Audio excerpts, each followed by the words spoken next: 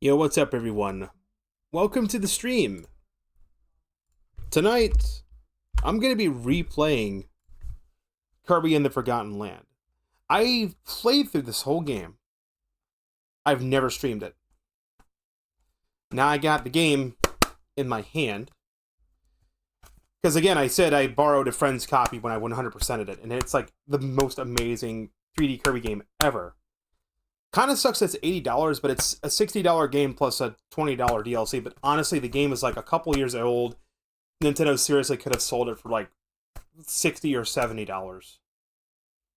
I say $60, but with the Nintendo tax, 70 would be more acceptable. Make the game be worth 40 or 50 and have the DLC be 20.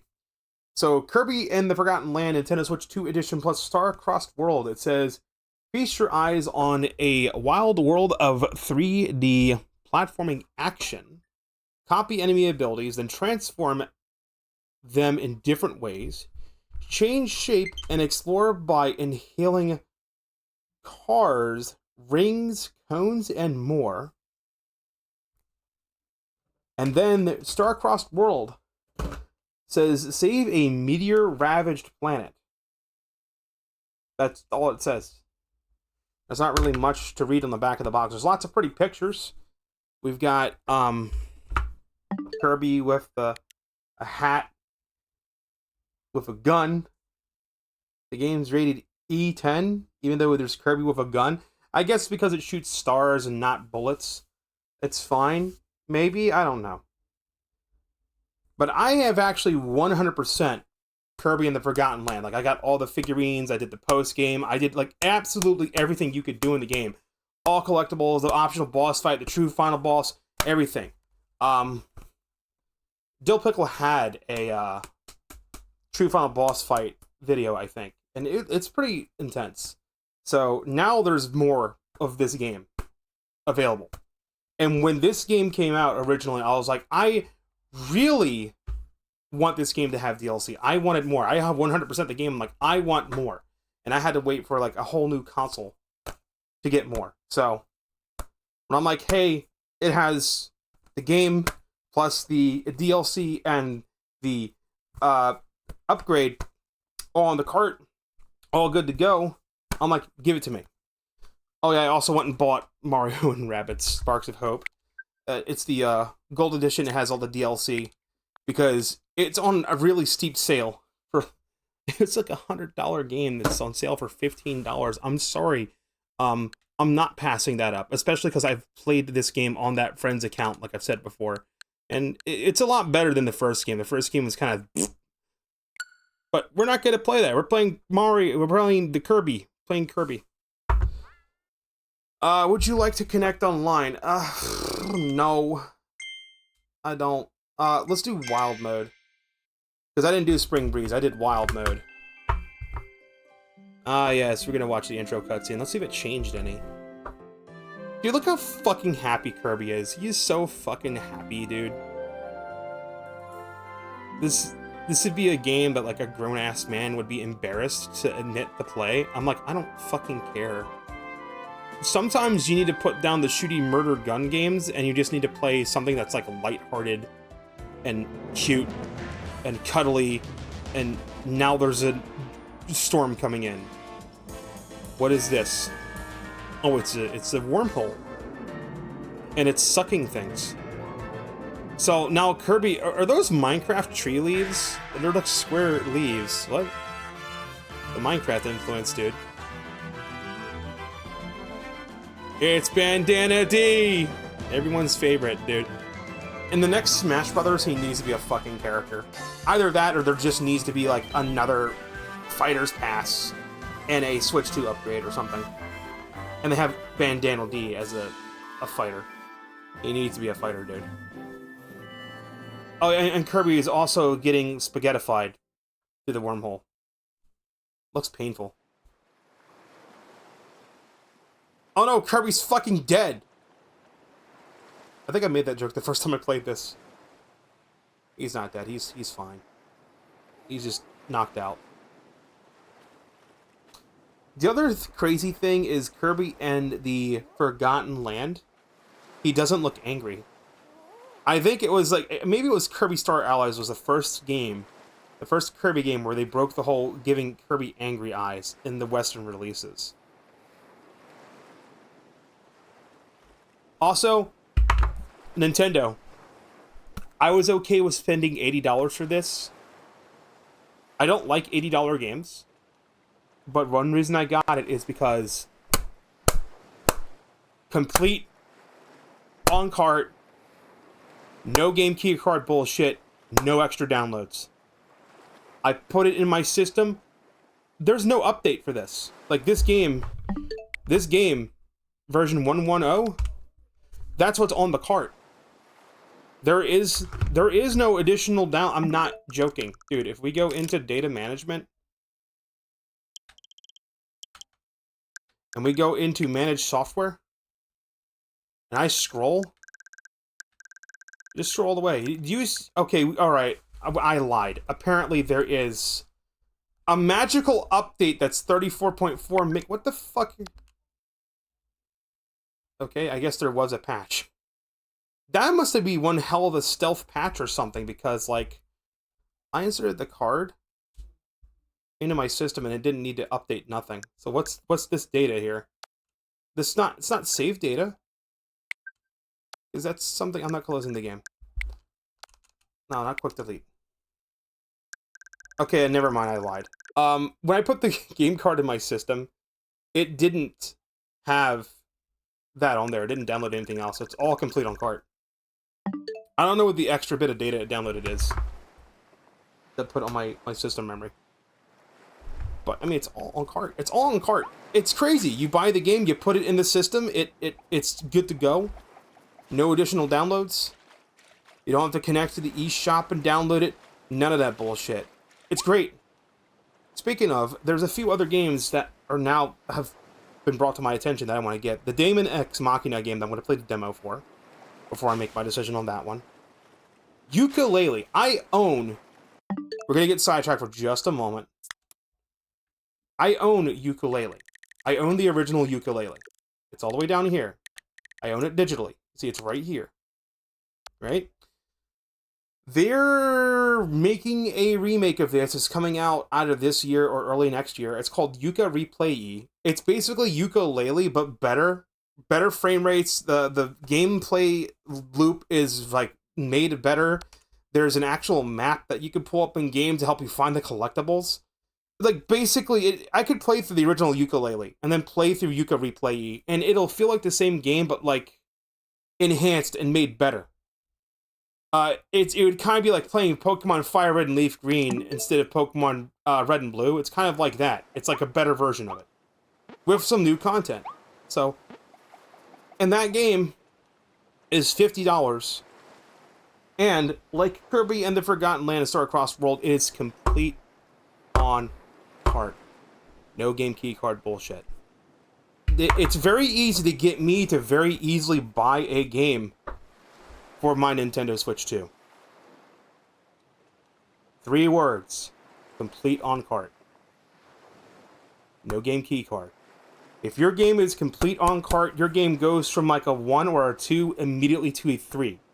As in, I want more information on the game. I want to know if I'm going to like it and whether or not I'm going to like immediately buy it, or maybe I'll buy it later. Because I don't know about you, my physical Nintendo Switch shelf, I posted it on my Discord. It's big. It's massive. Right? You want to know how many physical games I own for Nintendo Switch 2? I can count them on one hand. It's 3. The first one is not Mario Kart World, because I got that shit digitally because I'm not paying $80 for Mario Kart. That's bullshit. First game I got on my Switch 2 wasn't even a Switch 2 game. It was a Switch 1 game, Switch 2 edition, which is Guardians of Azuma, Nintendo Switch 2 edition, which I'm almost finished with. My second full-on-cart physical Nintendo Switch game is Donkey Kong Bonanza, which we're going to wind up finishing up next week. And Kirby and the Forgotten Land is number 3. Number 4 might be Daemon X Machina. Number 5 is going to be Pokemon, I think. Let me look at my calendar. This is basically the pre-yap part of the stream anyway. I'm not going to yap for too long, I promise. Let me take a look. Yeah, Daemon X Machina. Pac-Man World 2 repack isn't going to count. There is an upgrade pack for that. Yep, Pokemon Legends ZA. That's one. Kirby Air Riders. There we go. So, Pokemon will be the 4th full physical game I'll own. Kirby Air Riders will be the 5th one. And then Metroid Prime and Sonic Crossworlds at 6 and 7. And Age of Imprisonment will be 8. So by year's end, unless Sonic Crossworlds Switch 2 edition's coming out next year, I don't want. We're getting mixed messages on that. That'll be 8 games. Now, when the Switch 1 came out, I owned... How many games did I have physically? It was Zelda, it was Mario Kart, it was Mario Odyssey, and Splatoon 2. I'm wiggling my fingers. I think that's 4 games. So, we're doing a little better. But, the thing is, I'm gonna get Persona 3 Reload. I'm gonna get it digitally. There's a reason why I got a 512 gigabyte micro SD express card and stuck it in this system. Because unfortunately, when you get a Switch 2, if you get a Switch 2, number 1, get the Mario Kart bundle. Number 2, get a fucking micro SD express card and get a SanDisk one. Don't get some off-brand one that'll corrupt in like a week. You can get the gamer one. You can get the gameplay version.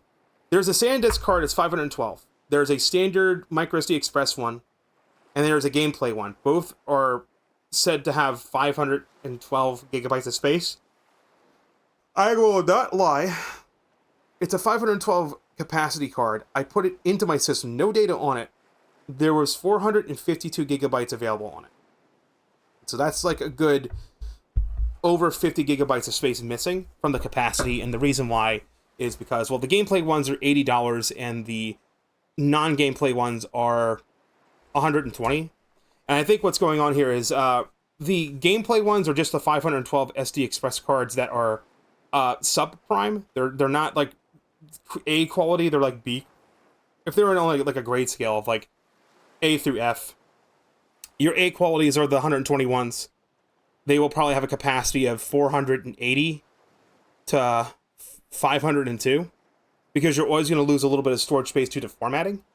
The gameplay ones are probably rating B, which means there are some cells that are just not working correctly on the like some of the storage cells just are faulty or something, so they just disable them and they rebrand them as gameplay and sell them for $20 less, which, yeah, look, Switch 2 has over 100 gigabytes of storage on it internally.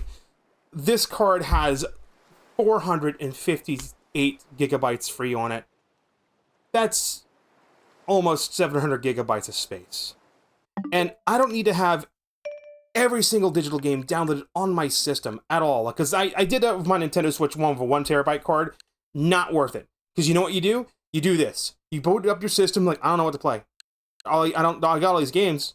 I should play something. I don't know what I should play. What am I going to play? Like, you literally sit on this menu and you spend more time scrolling through shit instead of just playing games. It's called decision fatigue. I went on Steam, I uninstalled every game that I'm not actively fucking playing. That way, when I boot up my Switch, and I'm like, I don't want to play anything on this menu, I go to this menu, and I'm like, alright, here's what I gotta play. Even this feels like too many icons. So, like, we'll just filter this by downloaded software. Look, it makes it so much easy. Like, okay, well, we don't count Pokemon Home, we don't count the Switch Online's apps. What do we want to play? Mario Kart? Do we want to play the demos? Play Animal Crossing? Do you want to play Anton Blast? Mario and Rabbids, Ender Lilies, Hollow Knight, which I'm going to be playing that on stream. Apparently everyone else is doing it too, so fuck me, we're playing Kirby instead. Like, it makes it easy. And as I finish a game, like, there's some games on this list that I will keep on my system, like Sonic Mania, Sonic Origins, maybe Penny's Big Breakaway, unsure. But Mania and Origins stay on. Mario Kart stays on. Animal Crossing stays on. Those are ones that'll always stay on, as well as the emulator apps.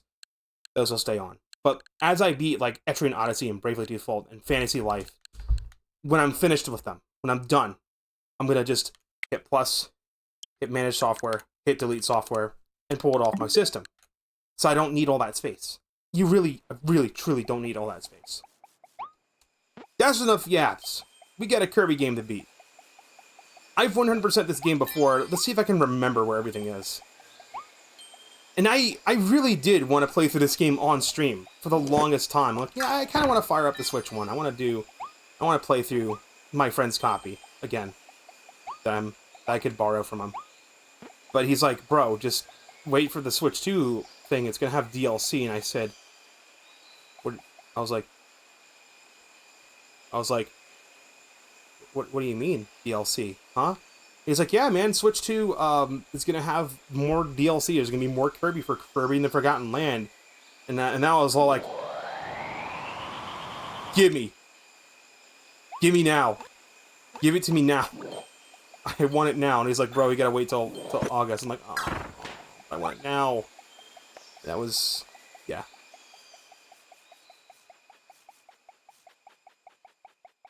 So, as far as the DLC goes, we're not going to see any of the DLC until we make it to... let me turn the game audio up a little bit. We're not going to see any DLC until we clear the first world. I want to try to get through the first world as fast as I can, but I also want to get all the collectibles. Hold on, I'm going to undock and redock the Switch because I'm seeing some frame pacing issues.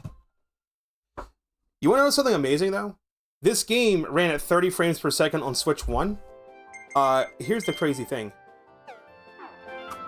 This game runs at a buttery smooth 60, 1080p. Baseline. This game is so fucking beautiful.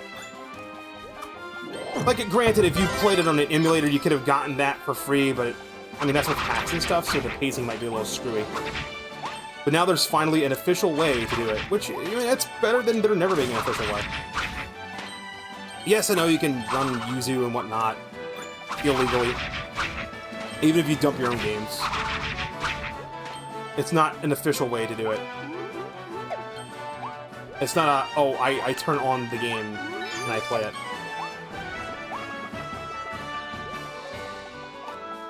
Poppy Bros!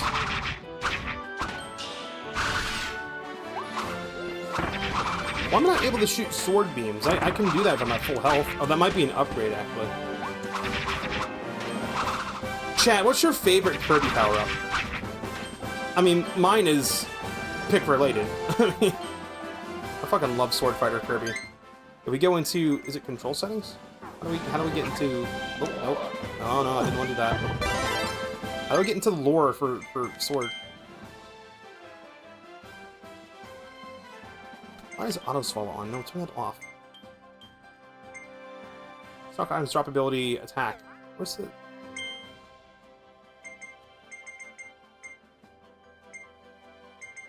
I can't see...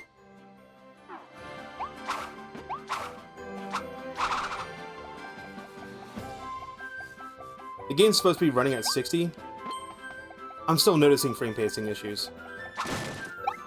I wonder if that's my display or if it's because I'm using a different HDMI cable between the Elgato and the TV. Because I have the HDMI that came with the Switch 2 going into the Elgato. The Elgato is compatible with the Switch 2's HDMI signal, but then I have like a slower HDMI cable going out of the Elgato and into the TV. So that might be what's causing a problem. That might be why I'm seeing like weird frame pacing issues. Like if you won't be able to tell on stream because I think I'm broadcasting at 30 frames, but for me, like, if I look at a background object or something, it doesn't look buttery smooth. It looks like there's like a micro stutter or something. It's very, very subtle micro stutter, and it's a little bit distracting.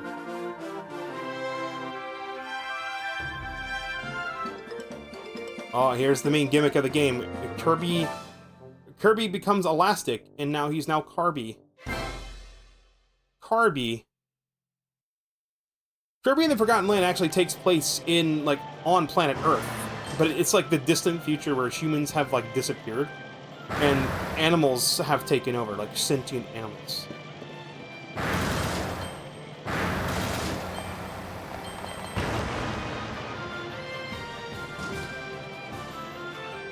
I don't think there's any collectibles on this stage. I think it's just get to the end.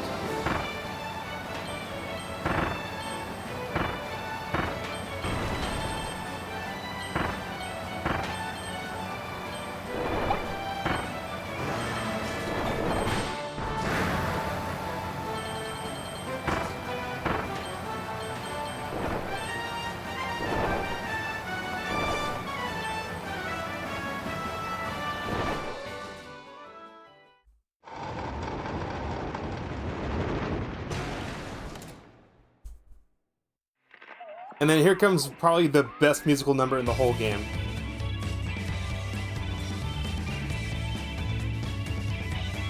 Dude, look how happy Kirby is.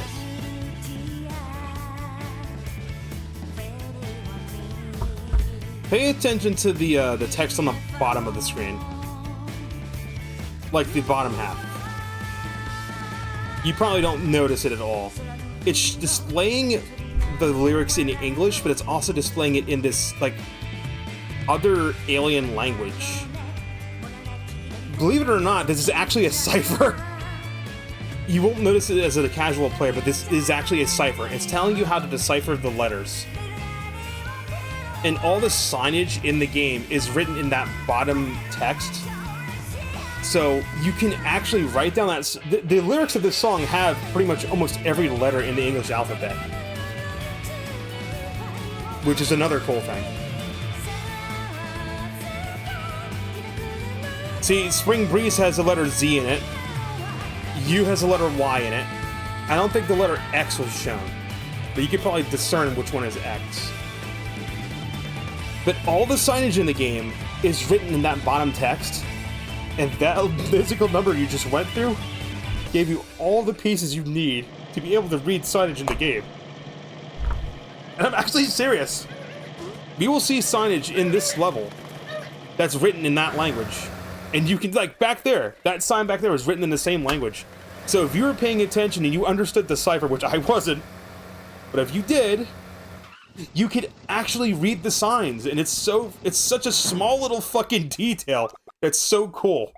I'm sorry, I'm gonna be gushing over this game. Did I tell you I love this game, dude? I mean, I 100% the goddamn game. That takes some dedication. Like, a lot of games, I'll play them, I'll roll credits, and I'll be like, alright, I'm done. I don't want to play anymore. I've seen everything that I need to see. But then there's games like Donkey Kong Bonanza and Super Mario Odyssey and this fucking game. I'm like, this was so much fun. I want to just do all the stuff in it. I want to, like, get every last drop of gameplay I can get out of it. And then I'll play it again. I'll play it again. It's very rare to get really fun games like this.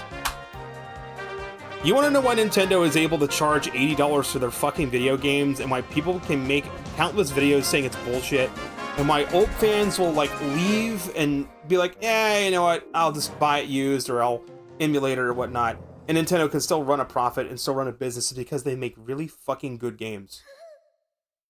Nintendo's hardware, yeah, but you can't deny their games are fucking good.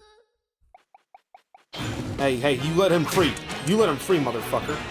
Oh, I got hit.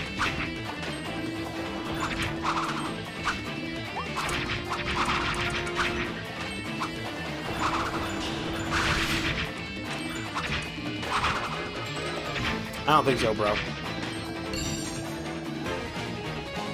Free him? Free the thing that there's probably a marketable plushie of. I actually think there is a marketable plushie of this character. There's a marketable plushie of this character, isn't there? What's the name of this character again? Alfinin, right? I'm actually looking this up.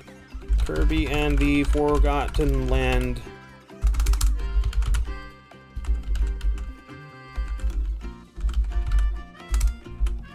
I know I spelled this name wrong. Already found it. There is a plush. It is on Amazon. You can own a plushie of this feller right here. Kirby plush, 11-inch Elfilin. It's E-L-F-I-L-I-N. Elfilin. Plushie's toy for game fans. A gift, cute stuffed figure doll for kids and adults. I love how it has to say kids and adults. Because I am an adult and I want one. I want this feller. He's $17. Chat, do I get him? Is it official? Is it an official product? It's by Vad Kind. Is there an actual official plushie? I want to know if there's a listing on Walmart, but I think it's the same listing. Is there an official one? I want to know if there's an official plushie. F-I-L-I-N.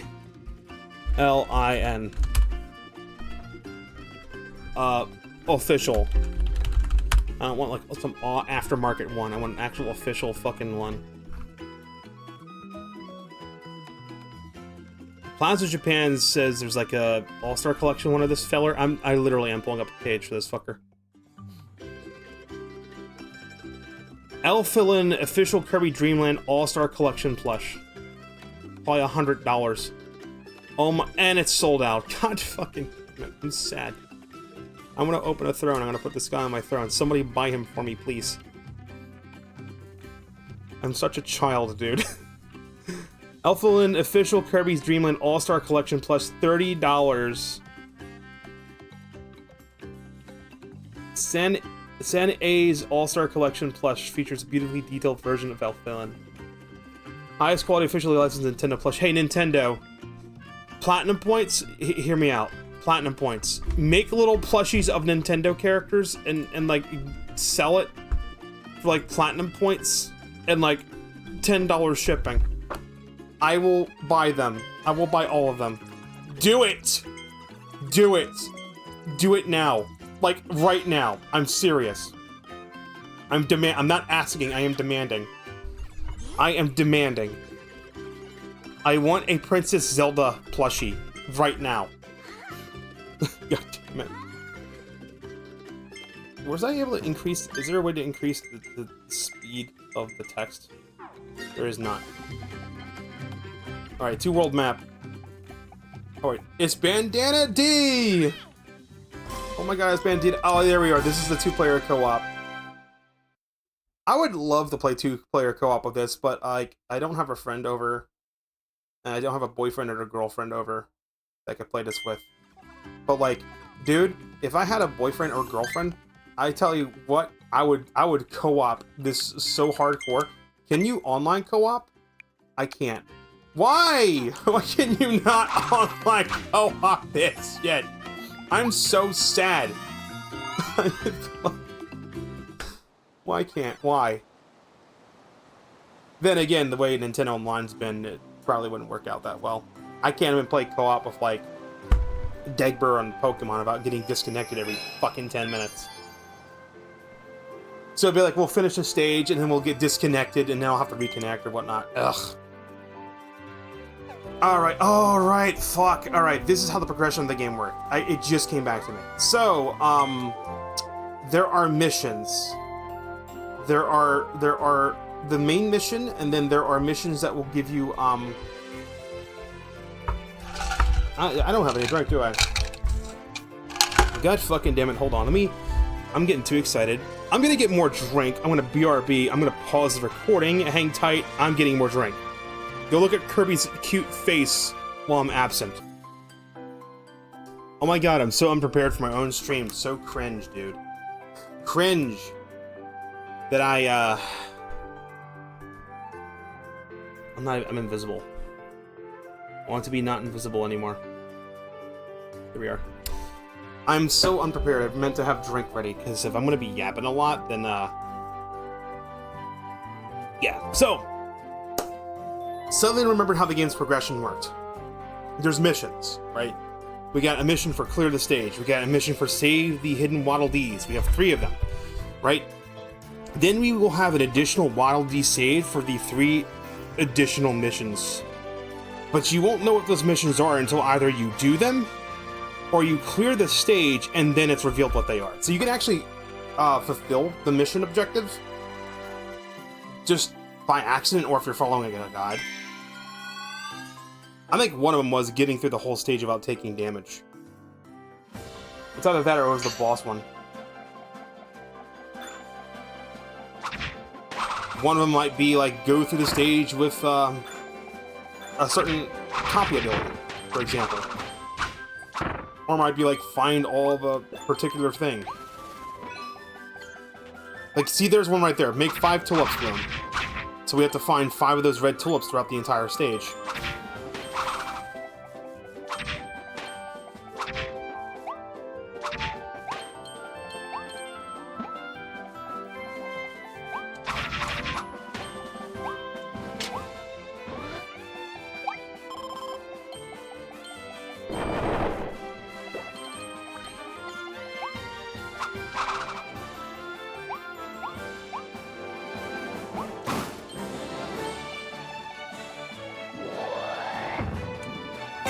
Mouthful time. Vending machine. We have sodas, but we have like a limited number of them.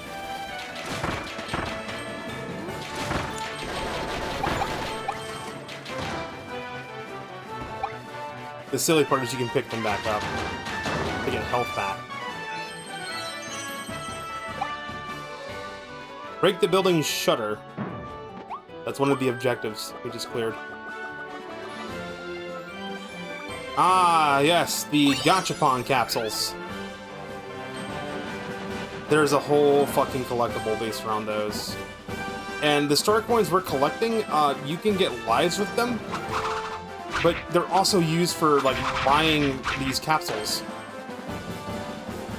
Once we get access to the post office, there's a bunch of, like, codes you can punch in that will give you some capsules that are exclusive to it.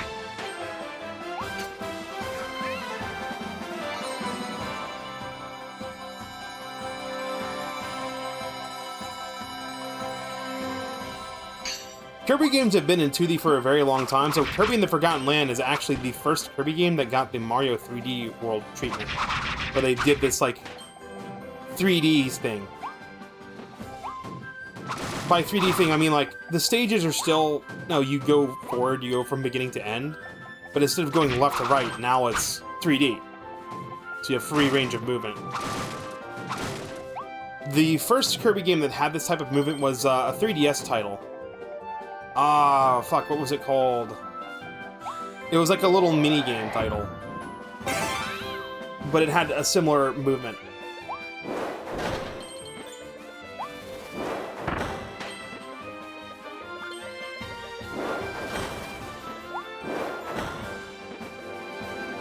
He thinks he's safe. He's not safe. You're not safe.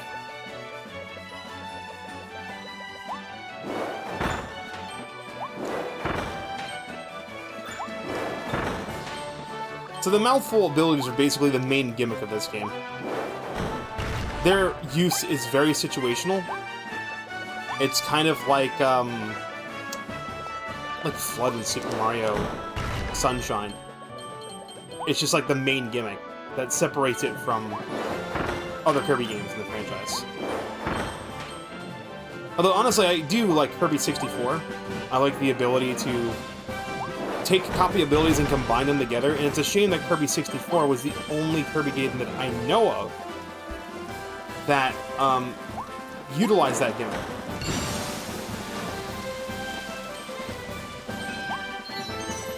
Ride the spewing water to the balcony.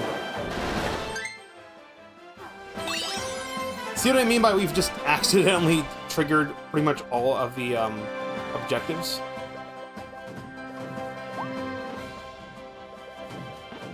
Just gotta keep an eye out for the tulips.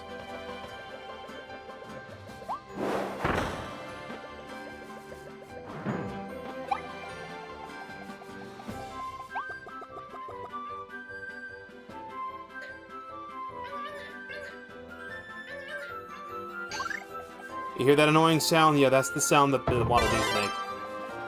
Onion, onion, onion! The guy really just wants some onions. He's sitting in a cage going, onion, onion, onion, onion, onion, I want onions, give me onions. Bro wants onion rings, bro wants fucking onion burgers.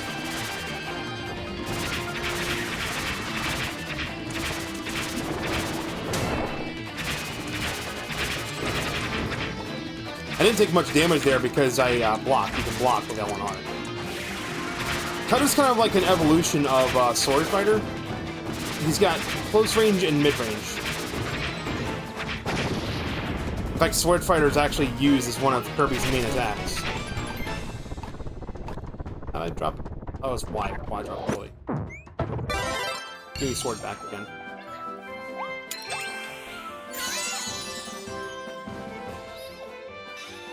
Yippee!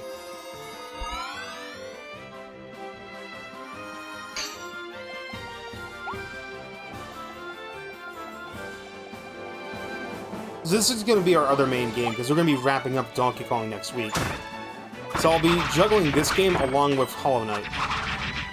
And hopefully I will get all those done in time by October. Because October I want to have a completely clear calendar. We'll have Pokemon, and maybe I'll pick, like, another game. Like, I think we were playing Wind Waker. We have a Wind Waker playthrough on the back burner. We'll pick up Wind Waker again, and that'll be the B game to play alongside Pokemon.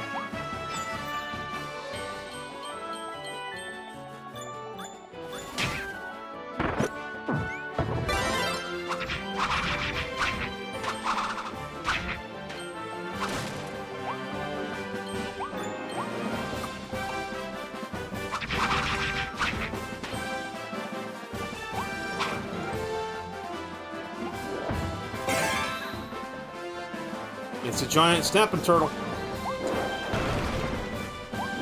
And now he's dead.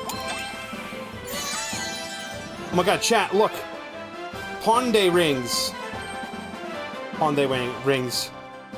I bet you Fumoko played this. I bet you Mokoko went, oh yeah, Ponde rings! Oh, I guarantee you she did.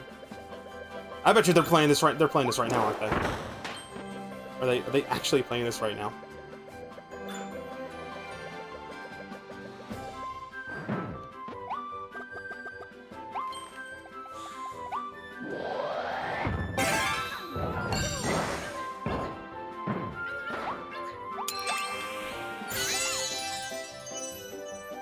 That's all the hidden Waddle Dees. We just gotta find that last tulip.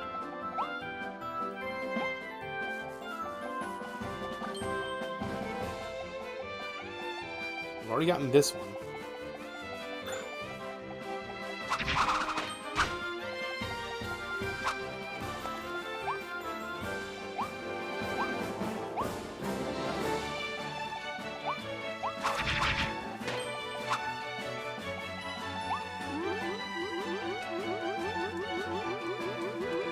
Now, I don't think you can float forever. Eventually, yeah, Kirby runs out of stamina.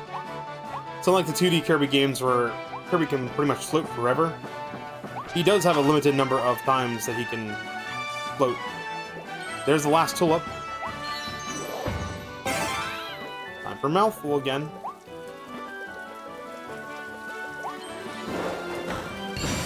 That means one thing, we're getting toward the end of the level. Owie.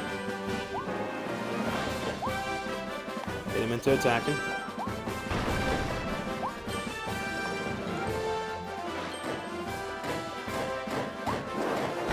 Get stuck, idiot.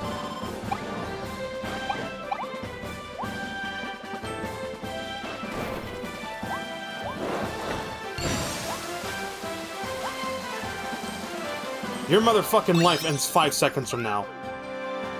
4, 3, 2, 1, 0. And now you're dead.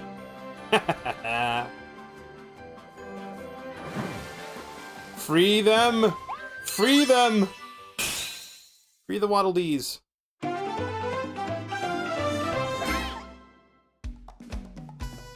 Look at that. All in one go, and cleared in wild mode, so we get an extra bonus. Clearing the game on wild mode versus Spring Breeze. I think Spring Breeze doubles the health gap. So I think on the true final boss, I did do Spring Breeze just to beat him, because it was a little rough otherwise. If you're wondering, yes, it is possible to get duplicates of the figurines.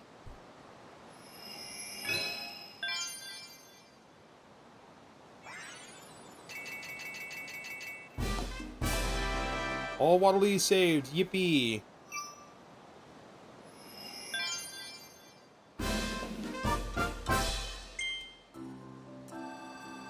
I think we can fly around, and you can see the upcoming area. There is way more to this on the world. There's like another whole area that's across the sea, I think. That's the later half.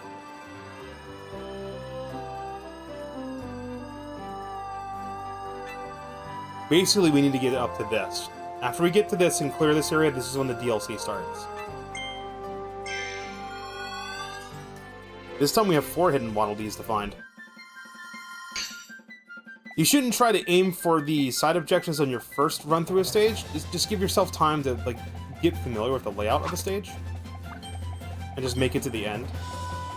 Because then you can find what the optional objectives are.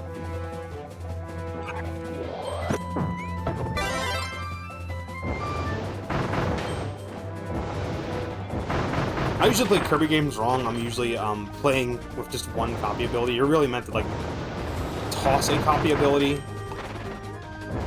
and use another one. And that's one of the objectives, isn't it?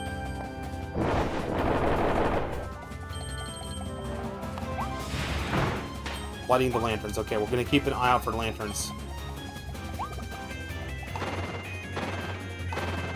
And you can hold down ZL and ZR, and then you push A button to do the slide that I'm doing.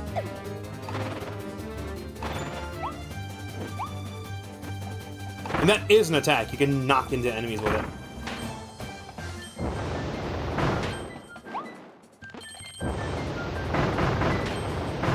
Try me, you fricks. Got them and got him.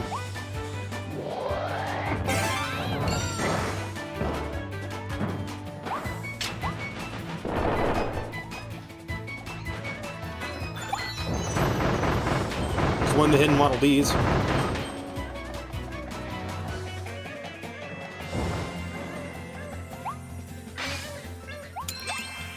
Free him!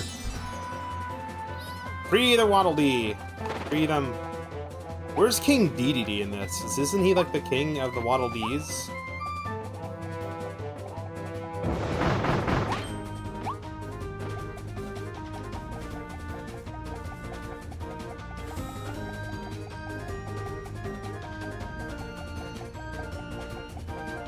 There might be times where I just stop talking and I just vibe with the game.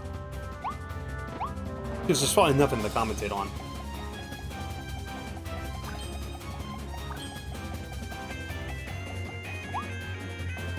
Can't go to the left. Thought I could go to the left. I cannot.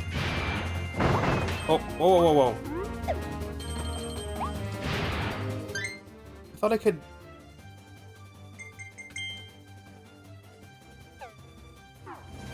I cannot see what the copy abilities skills are in game. That's annoying.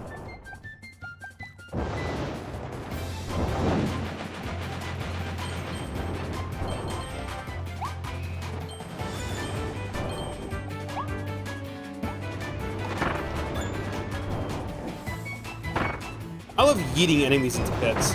It's funny.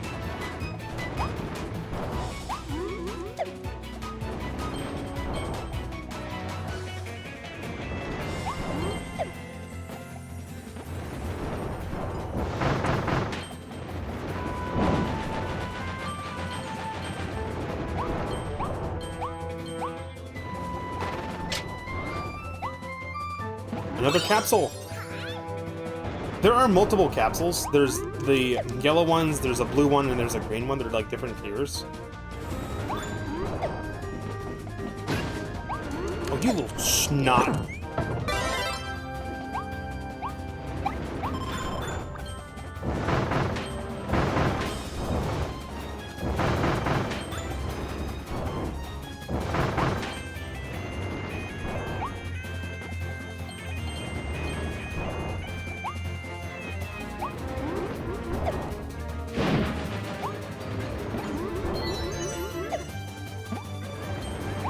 Hear a guy talking about onions?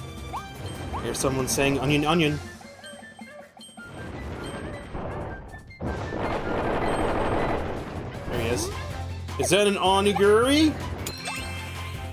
Are we gonna roll it down a hole? Sorry, I'm thinking of Guardians of Azuma, the little person that's like, roll your onigiri. They say that line all the time you get near it. It's so annoying.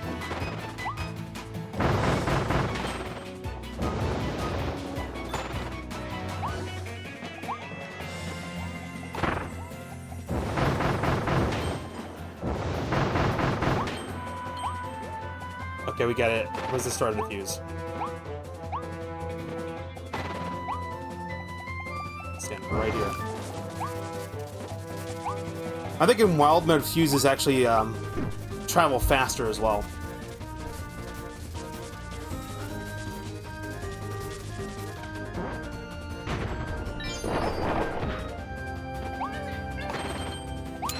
Free him! Free my friend!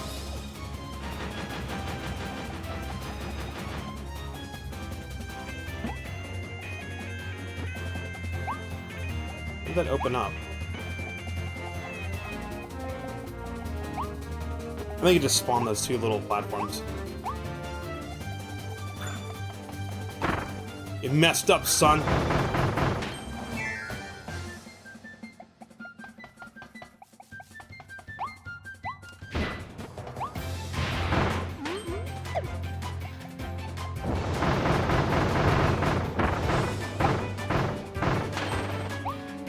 Bro took a lot of damage.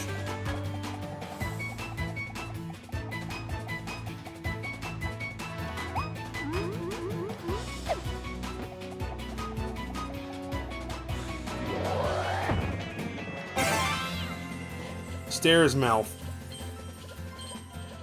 The gimmick of Sailor's mouth is it falls over. Hey guys, come here.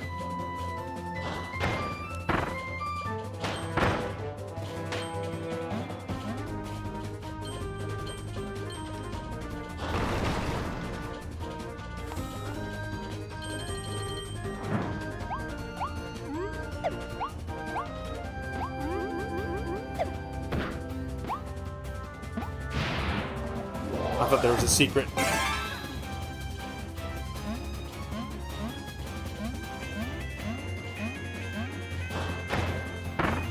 You think they'll release a Nintendo Switch 2 edition upgrade for Echoes of Wisdom or not? I'll probably wind up getting that game by the end of the year. I've done a full playthrough of it already. Just so it's not like a borrowed copy from a friend. But right now, there's too many games coming out. So I'm like, nah, we just play what I got.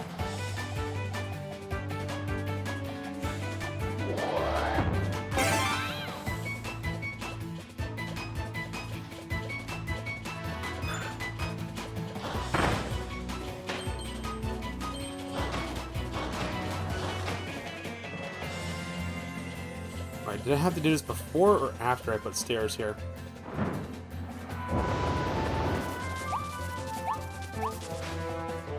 Okay, yeah, the stairs broke the fuse.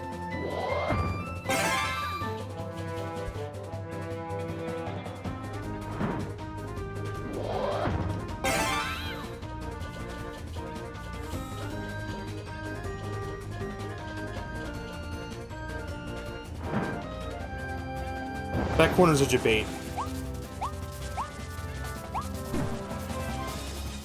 This'll work. Oh, I can make the fuse go faster by holding down L and R.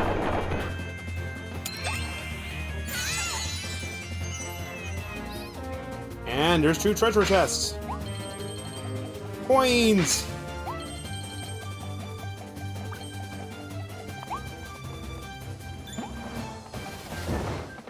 Excuse you. We're still missing one of the lanterns. Oh wait, no, we got all 4 lantern switches already.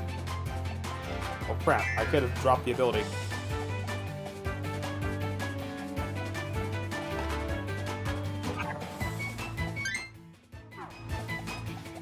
You see where we're missing one? It's got like triple question marks. We'll wind up figuring out which that one is after we clear the stage.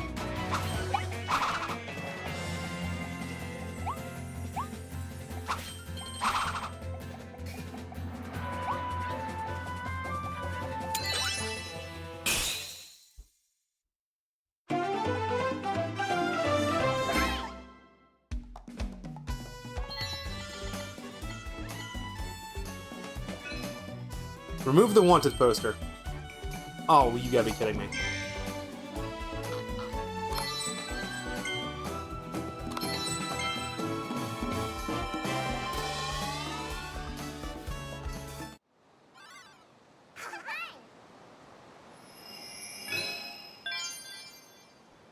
So if Kirby's on our planet, why is it that everything's written in a different weird alien language? The reason why is to insinuate, like, to simulate what it's like for Kirby to be in our world.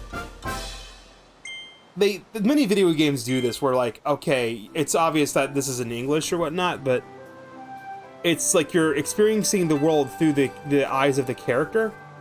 So, you the character obviously can't read English text because they've never been exposed to it in their world. So it makes sense if you think about it like that. The cool thing is after you clear a mission, you can just bum rush to the one part that you missed. So we're gonna bum rush through. I don't think was there a way to sprint?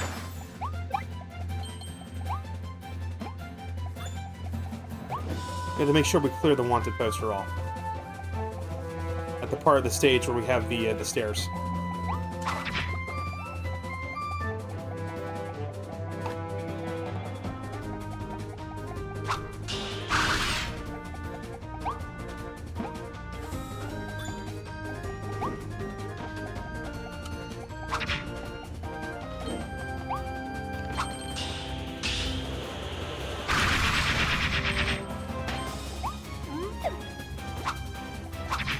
That spin attack's really mean to do on bosses, too, if you can manage to pull it off. And actually, yeah, there are, I don't know if there's new copy abilities with the DLC. I know there's new mouthful modes. But you are able to upgrade the copy abilities and make them stronger.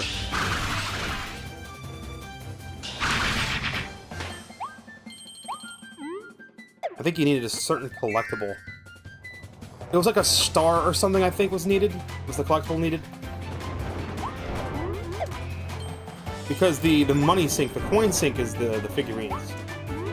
Whoa, whoa, whoa, whoa, whoa. I was not expecting to be playing Toho today.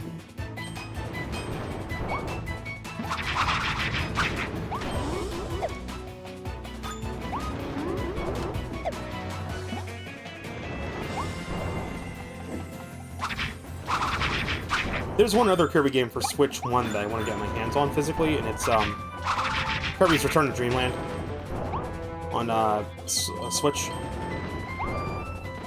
I don't think it's in store. I didn't see it in stores, so I'll probably have to go on Amazon or whatnot if you can find a copy.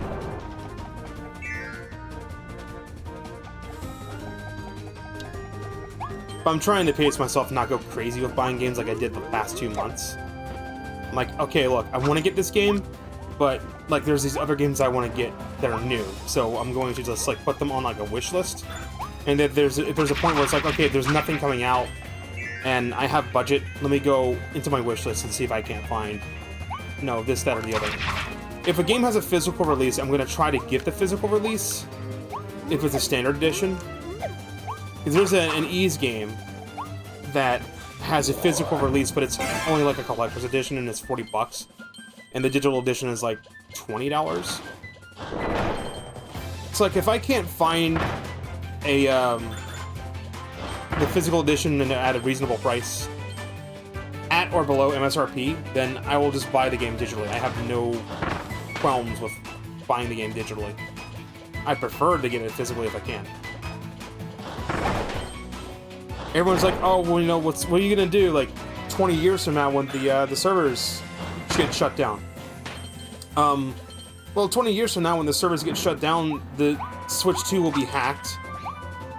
The games will be, like, decrypted, and I'll just soft mod my system and, just dump my own games that I own, and then keep them on a hard drive.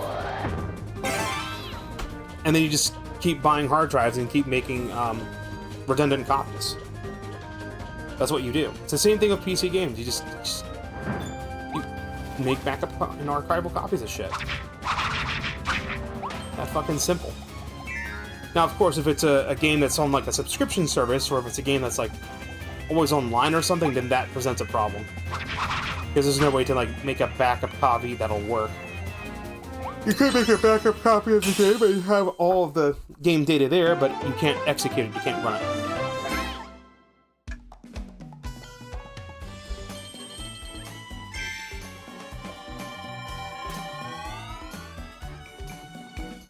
On top of this crap, the star coins we're collecting, there's like another Waddle Dee we can get that can get us another set of figurines. But he uses a different currency, because there's like a new type of currency. It's like star coins or something. Okay, we got 2 little sub-areas that popped up as well. These are like little challenge rooms.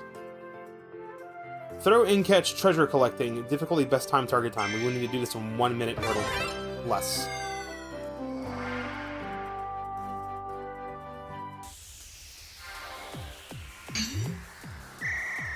Target time is like 1 minute left on the clock.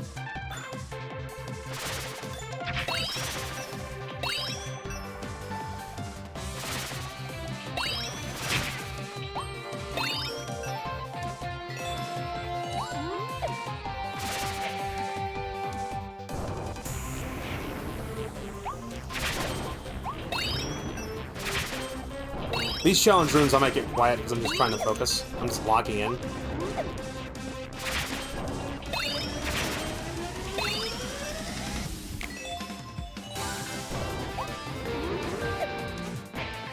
Gotta have the EDM drop.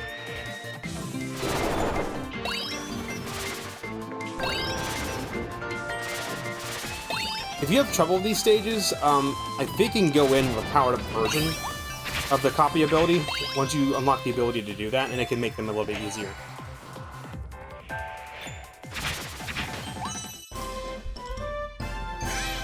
But these little star things I'm collecting, the rare stones, that's what's used. Oh no, the target time was the clear time. It wasn't the amount on the clock, it actually was like the target. Alright, cool. So we have 3 minutes to clear it, but we need to clear it within a minute.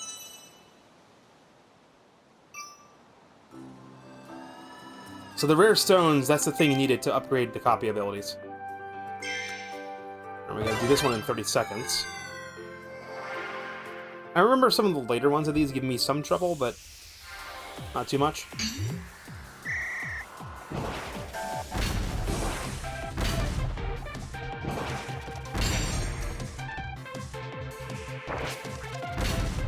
Up goes.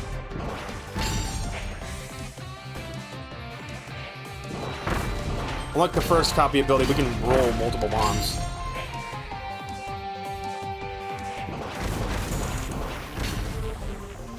And the trick on this one is to actually be over the warp plate to go to the next area.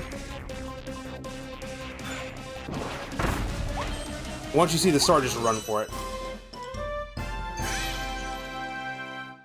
That was almost outside of the target time.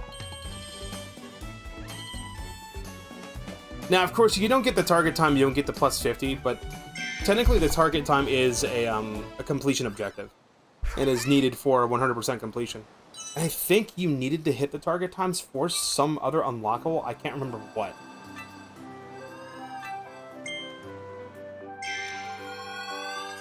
Rocky Rollin' Road. The cool thing about going in those target areas is that those sub areas is it gives you the copy ability you need to do the challenge, but it does not overwrite the one you currently.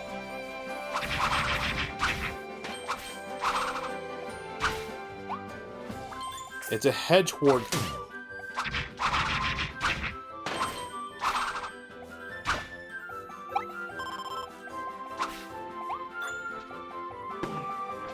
Hold on. I want his ability.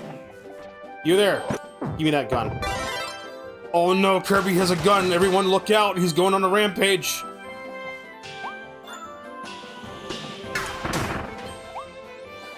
The gun power is a little busted.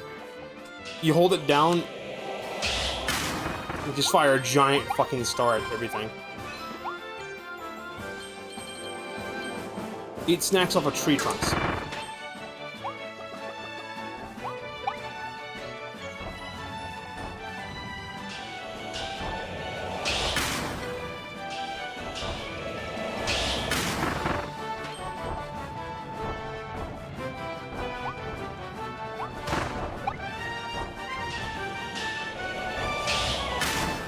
Gaming's a little bit weird perspective-wise. Might take a minute to get used to it. Again, I've played this game before, so I'm familiar with the controls.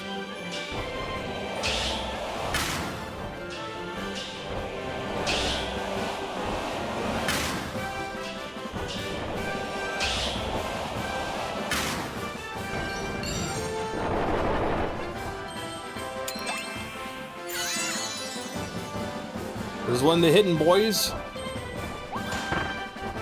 Come here, you. I am the better ranger. Okay, this just reminds me of Mario 64. You know, I did not upload those Mario 64 streams. I need to see if I still have the recordings for them, and if I do, I need to upload them. I think they're still around somewhere.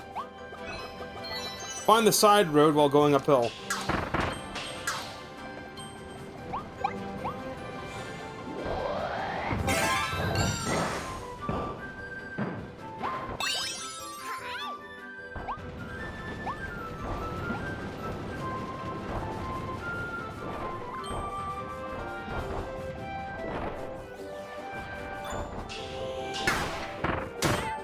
How, you little snot?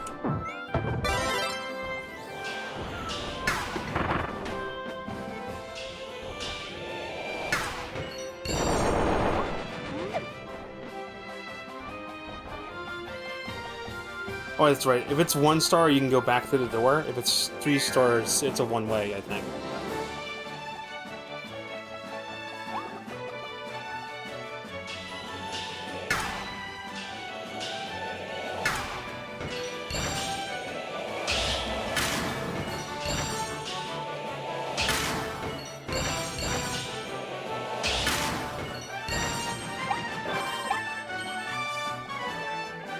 It's a Waddle Dee! Free him! The only bad part is if you messed up this, you'd have to do the entire stage all over again.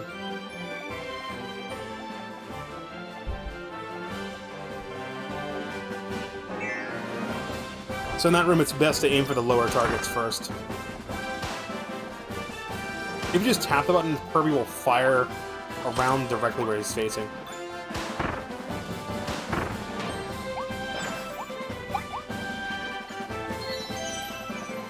I think it's time to start running.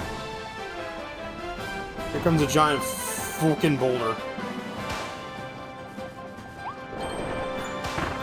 Run, bitch! Y'all better run.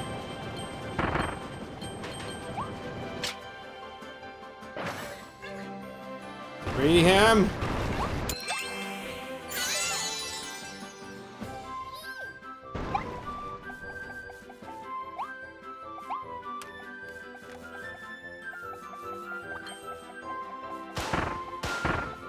Definitely was a human world, because there's human trash everywhere. Stop your bros!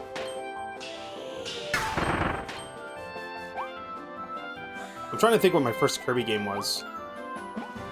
I want to say it was Nightmare in Dreamland for the Game Boy Advance, which was a remake of Kirby's Dream Land for the Game Boy, not the Game Boy, the NES. It's weird, like, Kirby's Dream Land 1 was on... No, fuck. No, it's Kirby's Adventure. Kirby's Adventure was on NES, Kirby's Dream Land 1 and 2 was on Game Boy, and Kirby's Dream Land 3 was on Super Nintendo, and you can actually play them, I think. I think Kirby's Dream Land 1 and 2... I'll have to go check real quick. We'll get sidetracked for a sec after this stage, we'll go check.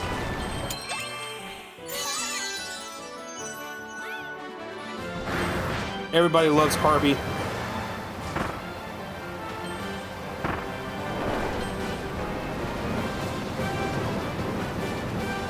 Dodge the rocks.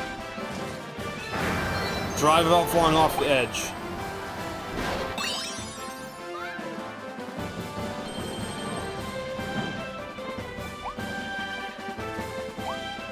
Free him! Free my boys. Free my bros, dude. Free my bros, bro. Why does everybody gotta be hating? We get all of them. All the objectives. Done. Finay. Give me them figurines. And yes, you can get duplicates because you can see, like, next to the name there's an X1, so it is possible to get dupes. I think you can only get the first series in by collecting them in stages.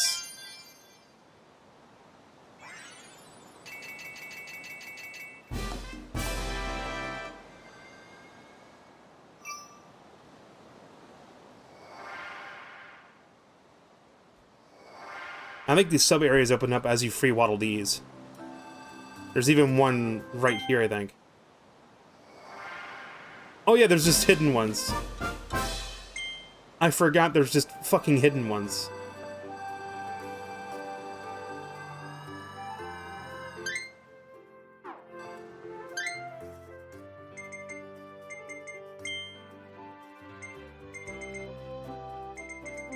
And we've missed one.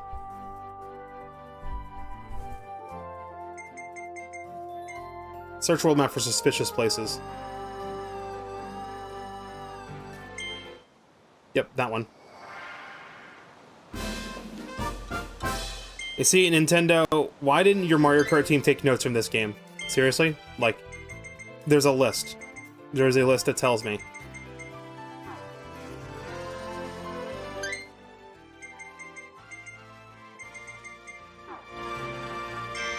How do I save and quit? Is it I think it just saves automatically. I think it auto-saves.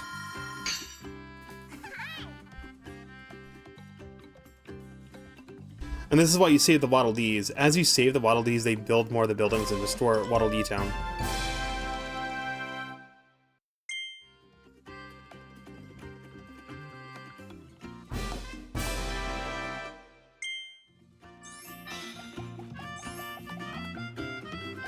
Dude, Kirby's homeless.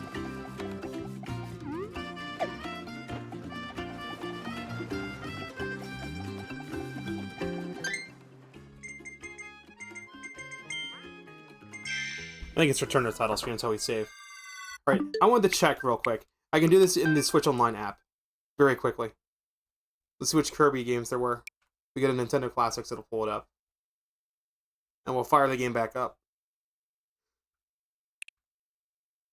I actually hope they add Kirby's Air Riders. Kirby's Air Ride on GameCube. I hope they add that in, because it'd be cool to have both. So if we look at all the way on NES, we scroll down and we will see Kirby's Adventure. That's the very first Kirby game. I played Nightmare in Dreamland, which is a remake of that. On Game Boy, did they have Kirby's Dreamland? I know there's Kirby Tilt and Tumble. Kirby Star Stacker. They may not have Dreamland 1. Oh, there's the first Dreamland. It's Kirby's Dreamland 1. And yeah, see, there we go. So you have Kirby's Dreamland 1, Kirby's Dreamland 2, which adds in the Animal Friends. And Kirby's Dreamland, I've never owned Kirby's Dreamland, but I played it from a friend back in the 90s. I've played through this whole game. It's very short. You could finish it in an hour. In fact, if you've played Kirby, what's the Super Nintendo one? Not Kirby's Dreamland 3, which is also in Super Nintendo. If you've played, see, we have Kirby's Dreamland 3. If you've played Kirby Superstar, you've actually played Kirby's Dreamland 1. It's called Spring Breeze. The Spring Breeze mode has you go through the original Game Boy game, beautifully remastered on the Super Nintendo. So yeah, you have pretty much all the Kirby... Why are the icons not loading? So you have all the mainline Kirby games available, including the Japanese version of Kirby's Star Stacker for Super Nintendo. And if you go over to N64, I don't know why icons are taking forever to load. Scroll down, you've got Kirby 64, which is one of the last games that came out on the N64. A little bit of a sad story about this game. Did I tell the GameCube story for Christmas? When the Christmas that the GameCube came out, I found out that Santa Claus wasn't real that year. That's when I was no longer a little child.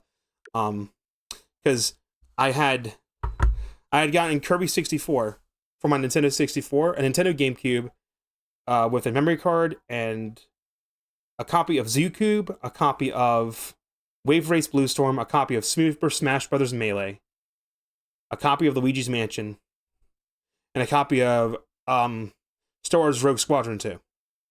And I made the mistake of opening up all my Christmas gifts before my parents were up, which that was really stupid on my part. And I learned what the meaning of Christmas was, at least for my parents. And it was, they're like, okay, look, don't tell your cousins this, but Santa Claus isn't real. The whole joy of Christmas is, we get to watch you open the gifts and you get to see how happy we are. And that right there, I don't know why we just don't teach kids that to begin with. I'm a little bit mixed on it. Let me fire Kirby back up. Oh yeah, on Game Boy Advance, you have Kirby and the Amazing Mirror. I wish it added Kirby Nightmare in Dreamland, because when you finish Nightmare in Dreamland's main story, you have access to Meta Nightmare. You get to go through a Meta Night mode. I really want them to add Nightmare. There's no reason to not add Nightmare in Dreamland into the game. But let's go back in. So, yeah, that's when I found out Santa Claus didn't exist. Was when I did that, and there was a chance that my parents are just gonna. My parents are fucking pissed when this happened. They My parents are fucking pissed at me about that. They said, you know, we might just take all this back to the store. Because what I did is, like, I opened all the gifts, I took the Nintendo GameCube, I hooked it up to my TV and everything, and I was fucking playing, I think I was playing Luigi's Mansion, because that was the one I was most excited to play, was Luigi's Mansion. And oh wait, I'm sorry, I didn't just get a Nintendo GameCube, I got a Nintendo GameCube with a Intech, I still have it on my GameCube. I think I have the screen flipped all the way back so it fits on the TV stand. Behind me, I have a Intex portable battery for the Nintendo GameCube that will actually power the GameCube itself without needing to be connected to a wall outlet, which I've removed because I put the Game Boy player under it. It takes up the same spot. And then I have a Intech LCD screen, which I still have it on the thing, and the LCD screen is nice. It's a 4x3 monitor. It has built-in speakers. There is a video-in jack that comes with it that can take red, white, yellow, so you could hook up like a PlayStation or hook up a DVD player to it on like a different mode.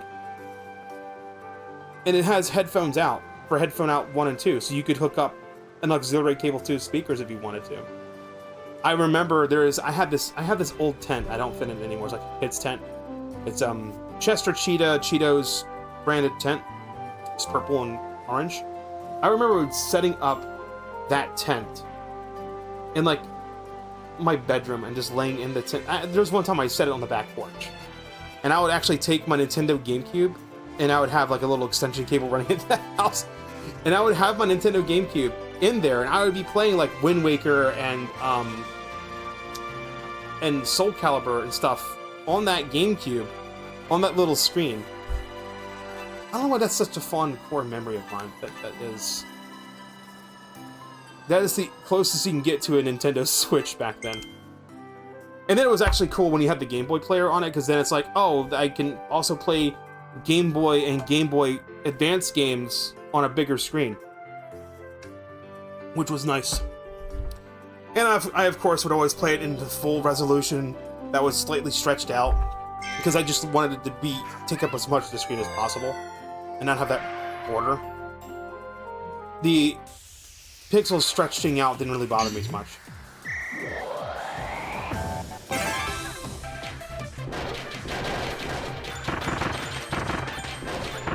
I don't think the goal is to defeat the enemies. I think the goal is just to get to the end.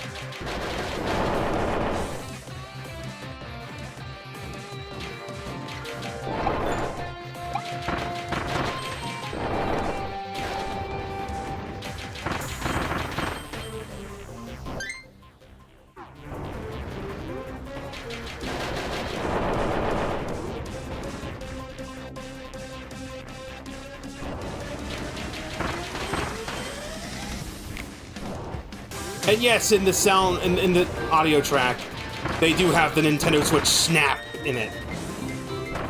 They overuse the Nintendo Switch Snap a lot.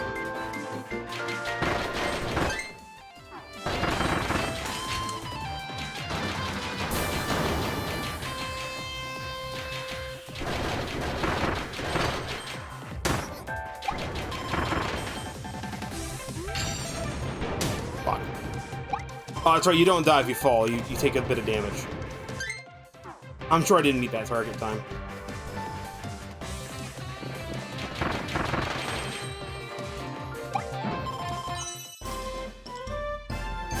I'm sure I missed it. Oh no, I got it. It was really close though. Was there a point for hitting the target? I'm gonna look it up. I'm gonna look it up real quick.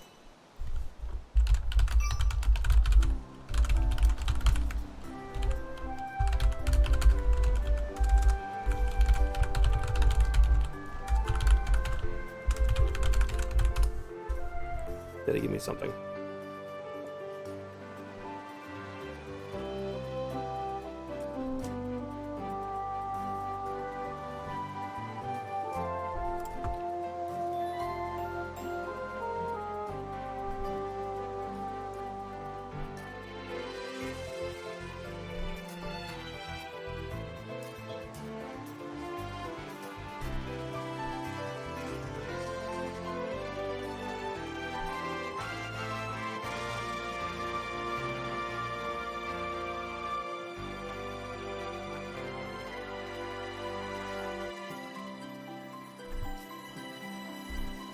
Okay, so it says that the target times don't give you anything. It actually does say that the target times on Treasure Road give you nothing more than have the little check mark with bragging rights, and the 50 extra star coins, which you can literally just farm a stage to do. So if I don't hit a target time, I'm not going to stress out about it. When you have a lot of games to play and you become an adult and you don't have a lot of time to play games, which I have plenty of time now, but like in the future, if I get a full-time job, this is one of these things where you have to be like, all right, what do I get? What do I get for doing the thing? Do I get anything for it? No? Okay, then I'm not going to do it. Or like, is the reward like worth it, or am I enjoying the game enough to like do the thing?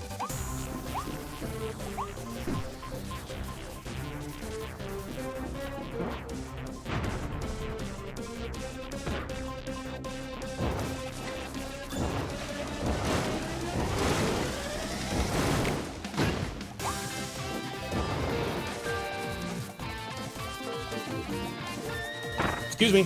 Go to my white place.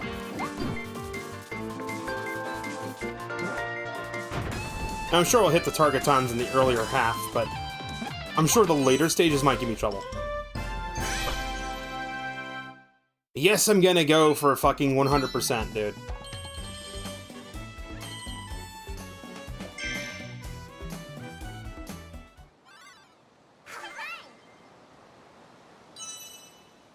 By the way, there's no additional, like, there's no extra credit scene for beating the whole game in wild mode that I'm aware of.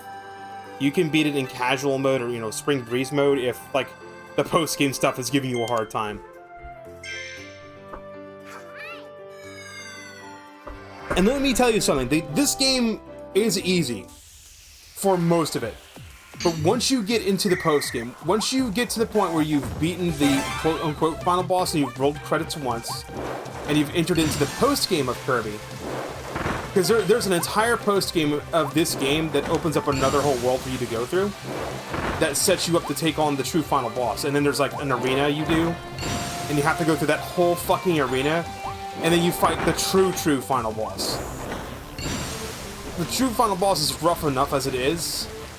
I'm just gonna fucking spoil it because the game is pretty old. You fight Galactonite. Galactonite is the actual true final boss. And he is very rough.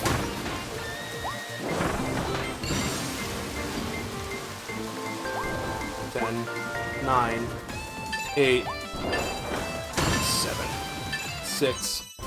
Got it. Did not get the target time this time, right? No, we didn't. It's like 11 seconds short of target time. But this game looks easy, and it is easy until you roll credits. As soon as you roll credits and you want to do the post-game world that opens up, that's rough.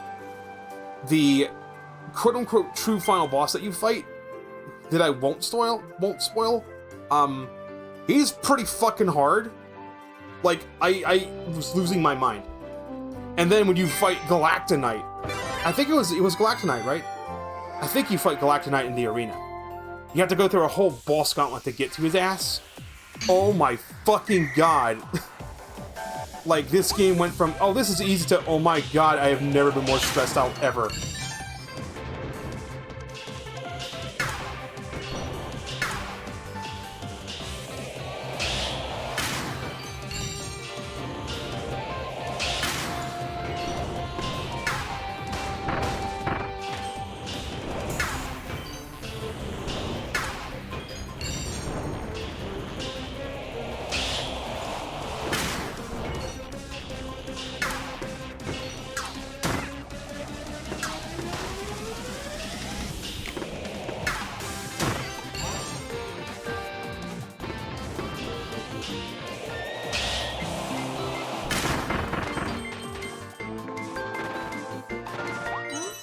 I don't know if it's faster to slide like that or not.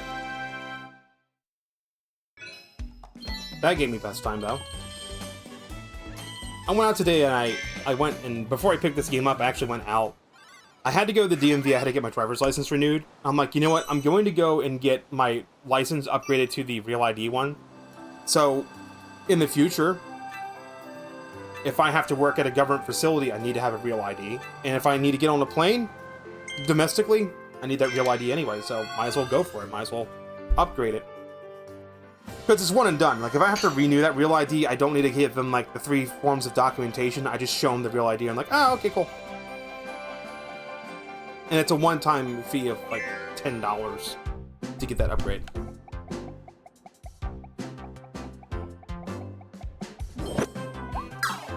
Bro, if you get kicked out of the house at age 18, how the fuck are you supposed to, in rural America, like, be able to do basic shit like have a car?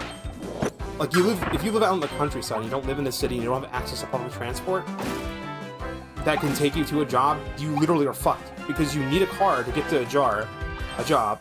That requires money. You need insurance for the car. That requires money. And you need to be able to take the driving test and then get the license, which that also costs money. Fuck me, how am I supposed to get the money, huh? Get spiked. But I went and did that. I shopped around a little bit. Goodwill opened up a new location. I'm like, I'm gonna check that out. Let's see what they got. They had a Nintendo Labo. Like the actual, just the cardboard for the Labo. I don't know if it was the game too or not. I'm like, it's tempting, but it's not compatible with Switch 2. And I don't really care about Labo anyway. I looked at them like, oh, that's like really stupid.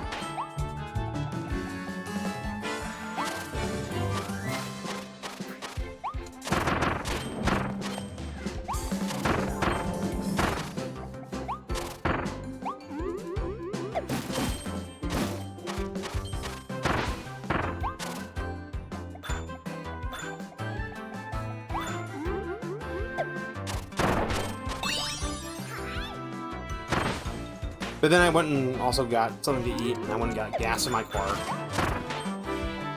I picked up a couple... I just wanted frozen pizza tonight. I didn't want pizza snacks I have. I just wanted frozen pizza. And there were, it was Tostino's party pizza, but it was, like, fully loaded or something, so it had, like, extra pepperoni on it. I'm like, yeah, give me that shit.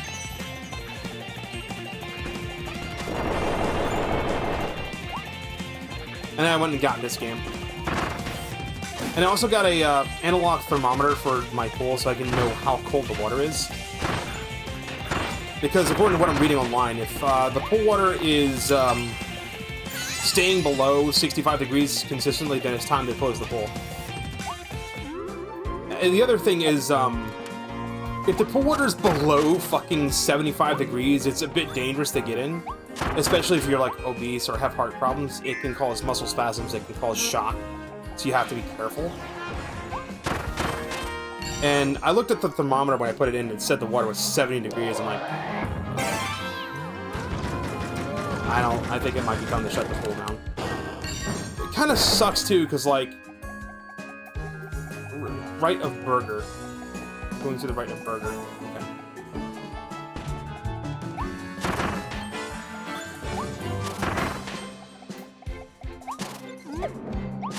Is that before or after burger? Yeah, okay, so take the right after burger. Hang on, there's a guy hanging out here.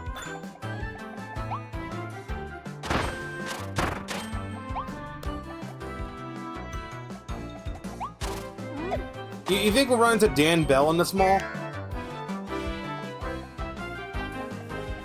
You know, this is Dan Bell of like abandoned malls. Oh my god, look at all the burgers! Burgers! I don't even eat burgers, dude. I actually did try eating a burger. There's one time I went to Burger King, I'm like, I want to try a fucking Whopper. Maybe if it didn't have onions in it, I'd probably like it. Because they had like white onions in it, I'm just like, I ate like half it, and I'm like, I don't like this, bro. Although maybe if I went to like Five Guys and just got like a big fucking beefy juicy burger, then maybe I'd... That actually sounds good. I don't even like burgers, but like beefy, juicy burger sounds good.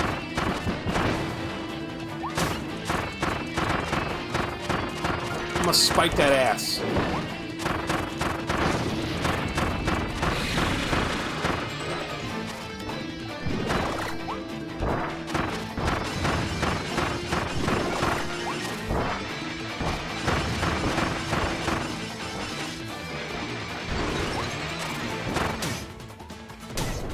Did he just eat me? Did I just get vored?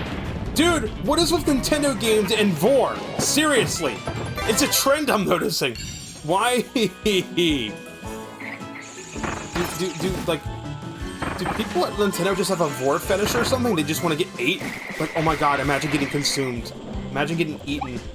Imagine being turned into food and eaten. Actually, I think, isn't there an ability in like a Nintendo game that turns enemies into food and then you eat them? Or some shit. Oh, wait.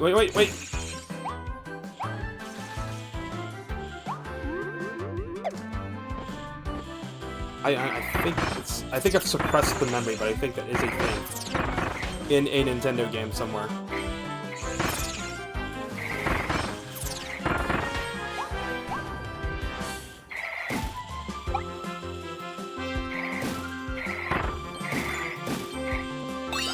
Do you think Solid Snake's hanging out in one of these boxes?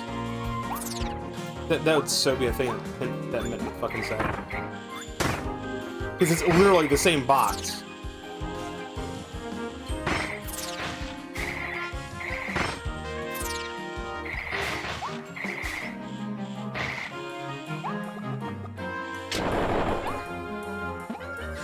Free him! Free my son! Ow! Rick.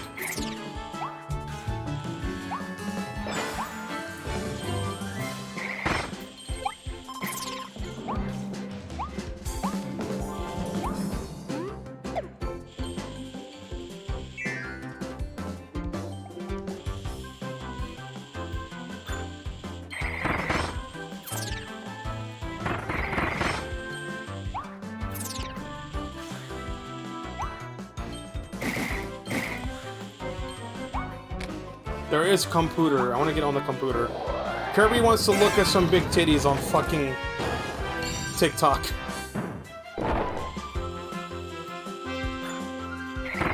Ice cream. It's clearly part of a set, so ice cream. I'm remembering ice cream.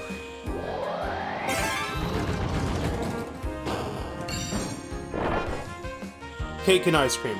Alright, so to the left, between cake and ice cream. Cake and popcorn.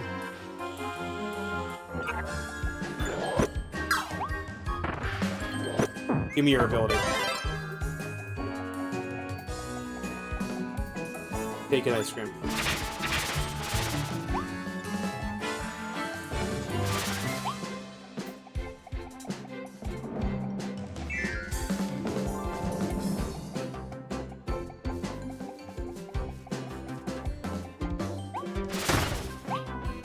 Cake! Dude, I play so much worse when I stream. I don't take as much stupid damage doing stuff. All your cake is now mine. It is mine. I eat it all. I am pig. I am Kirby. Give me that middle one. The middle chest is a little noisy. Free my boy. Free him.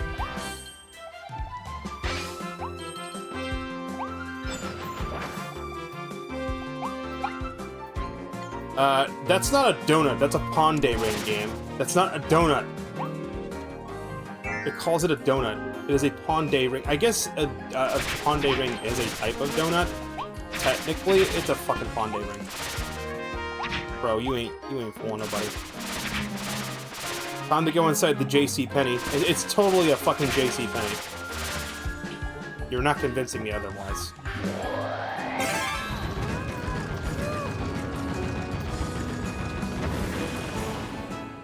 Take the entire fucking wall down.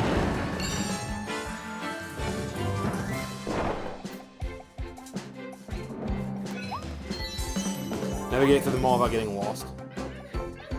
Lots of donuts up here.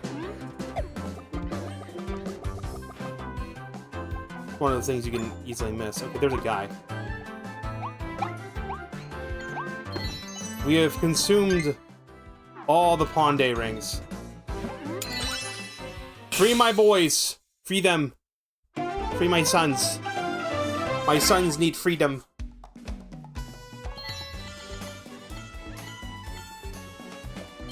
Eat an invincible candy is one of the frickin' missions. So we have to not get lost, eat a candy, and unleash our inner Fuwamoko and eat 4 Pondé rings. 1 for each Fuwamoko. I haven't watched any of their fucking streams. I always miss them when they're live. And their VODs are like 6 hours long. I'm like, bro, I don't feel like watching one fucking video all day. It's like most of the time I will consume VTuber content through clips. And I keep saying that and I keep going, oh man, dude, why does nobody watch my streams? How do I grow? And I literally just said what the fuck I need to do. I need to make clip compilations. I need to go through all of my fucking videos. Even if I've already uploaded them, I can just download them from YouTube through the video list on my channel. And I can go and download them and then just edit them. Grab 1 or 2 videos, make edit compilations, throw them together. Ice Treasure. Ice Treasure. Freeze and fling, skating on ice. Ready to go.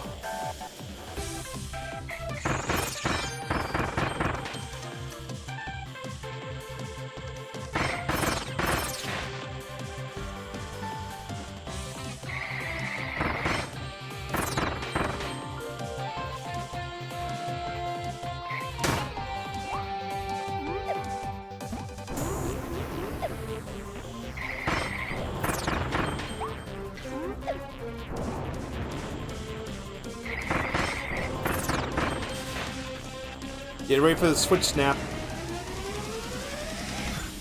You cannot unhear the Nintendo Switch snap. It is literally the switch snap, I'm not joking. It's the switch snap with the reverb taken off it.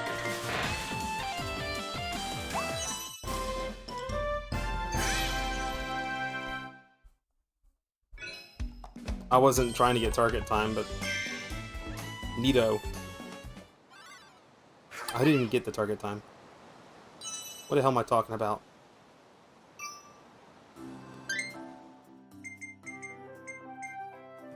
The brawl at the mall.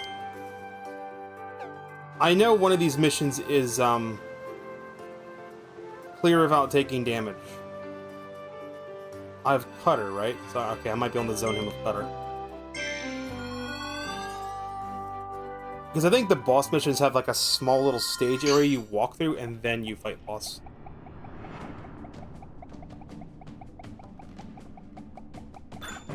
Hey look, it's the area that's in the trailer.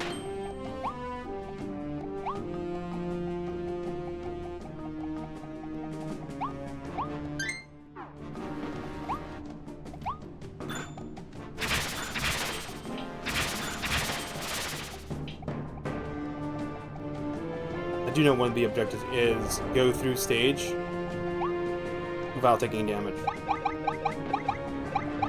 Oh, banana. Wrong game.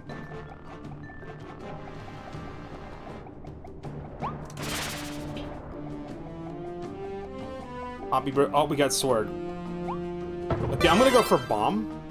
I'm gonna go Poppy Bros here. That's where we're supposed to go. We're supposed to go that way. The reason I'm gonna go with bomb is because you can roll bomb. I can roll and throw bomb. If I can zone the boss bit. Oh, I can't go to the left.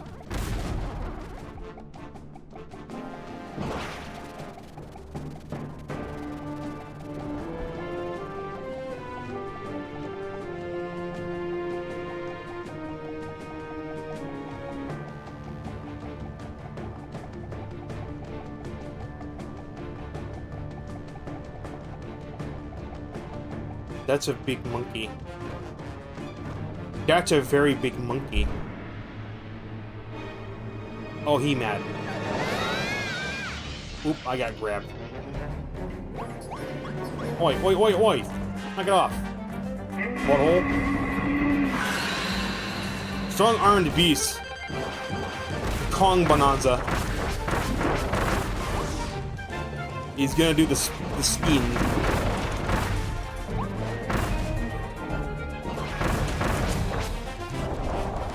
One of his attacks is spin. I know he has a spin attack.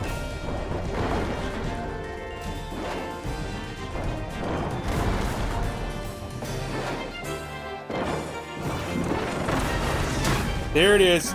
Ah, we just took damage. Fuck. It might have been beat boss using power without taking damage.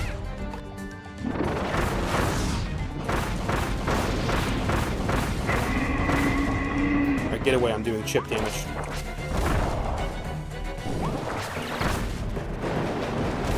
The dumbest... Yeah, there's the spin. There's spin! Yeah, get dazed, idiot. I'm gonna blow up them balls. Them balls are getting exploded.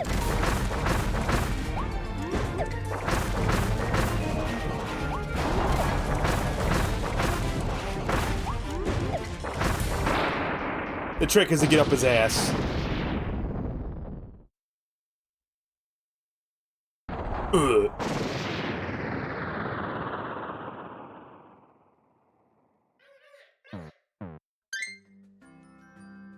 Clear within 2 minutes. Slip through legs. Clear stage. What were the other two objectives? One is beating boss with a certain power, and the other one is beating boss without taking damage at that. I'm like, every boss fight is clear without taking damage. Defeat with sword ability. Oh, it doesn't unlock... Oh, fuck. It doesn't unlock all the stuff. You have to beat him with sword. Okay. It's beat with sword and beat without taking damage. Alright. This should trigger the DLC now. So we'll have the DLC area to check out. And it looks like it took me almost 2 hours, like an hour and a half to get through it. There's the gachapon. Here we go. This is where we're going to sink all of our coins into. And we have the ability upgrade shop.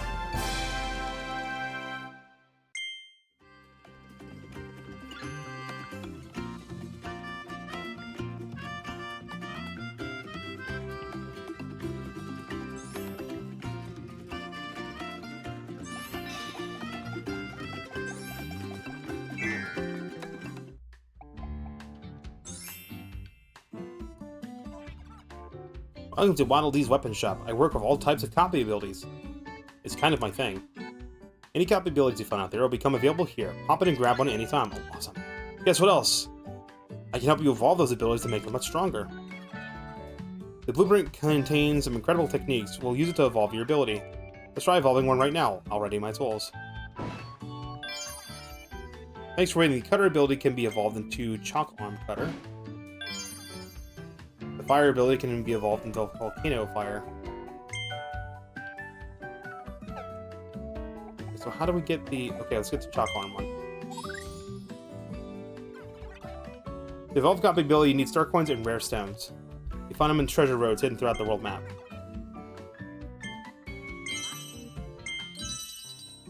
Alright, so this is a freebie. We get one freebie. Go, my son. Go and upgrade that copy ability.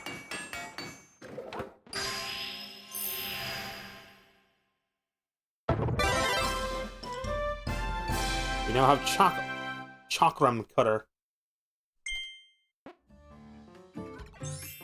Success, all done. The cutter ability is evolved in Chakram Cutter. 5 more blueprints bring to me. I'll use them to evolve your abilities further. How do we get blueprints again? I forgot how you got blueprints.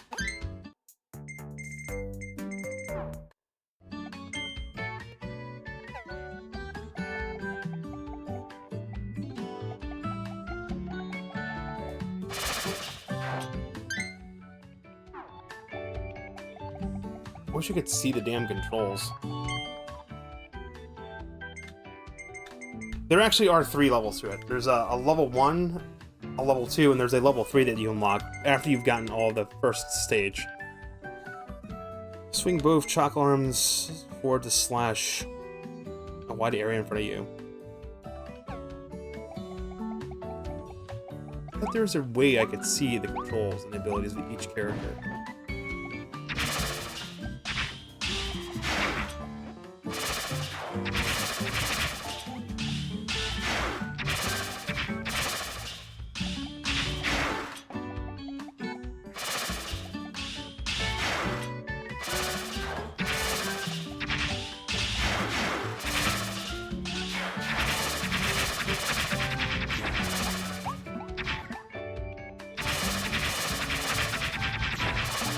We have Mr. Sandbag over here that we can beat up.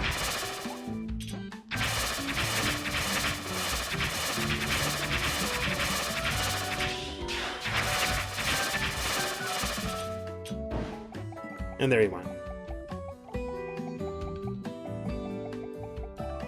Alright, we need to go with that with Sword Fighter, so we're gonna go for Sword Fighter.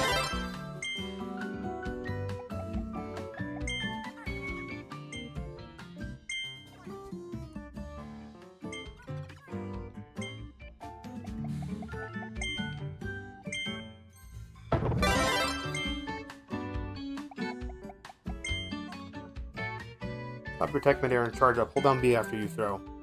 Charge, let go of B to unleash powerful return attack.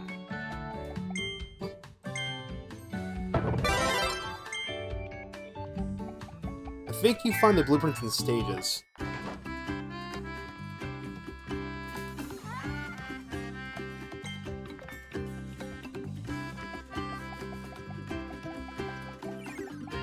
So we've saved 44 of my sons.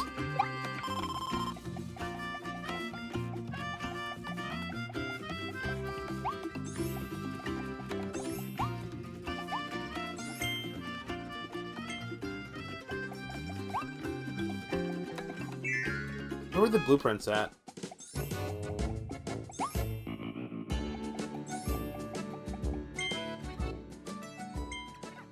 What kind of movies?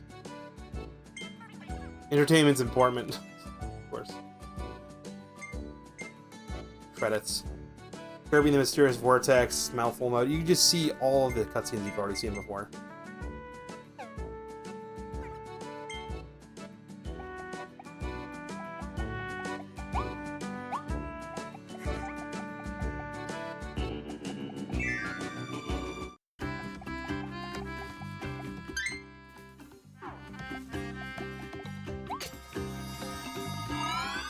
Right, now I think it gets triggered.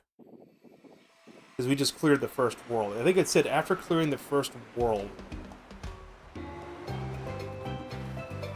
it gives you access to the thing.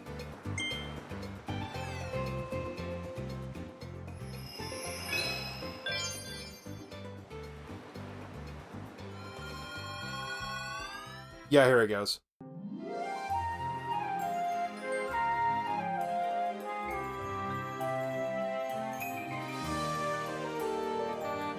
It's a meteor. A mysterious meteor. Uh-oh.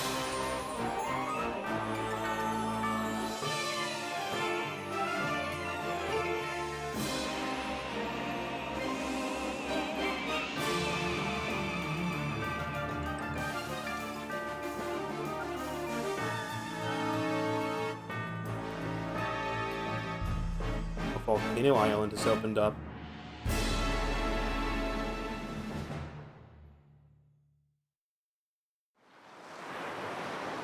Kirby the Forgotten Land Nintendo Switch 2 Edition.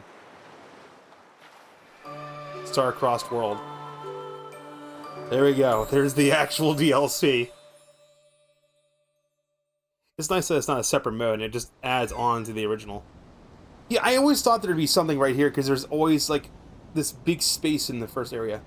A big meteor fell from space. Let's investigate the volcanic island that arose from the ocean on impact. It kind of does spoil the fact there's more across the ocean. Fallen Star Volcano.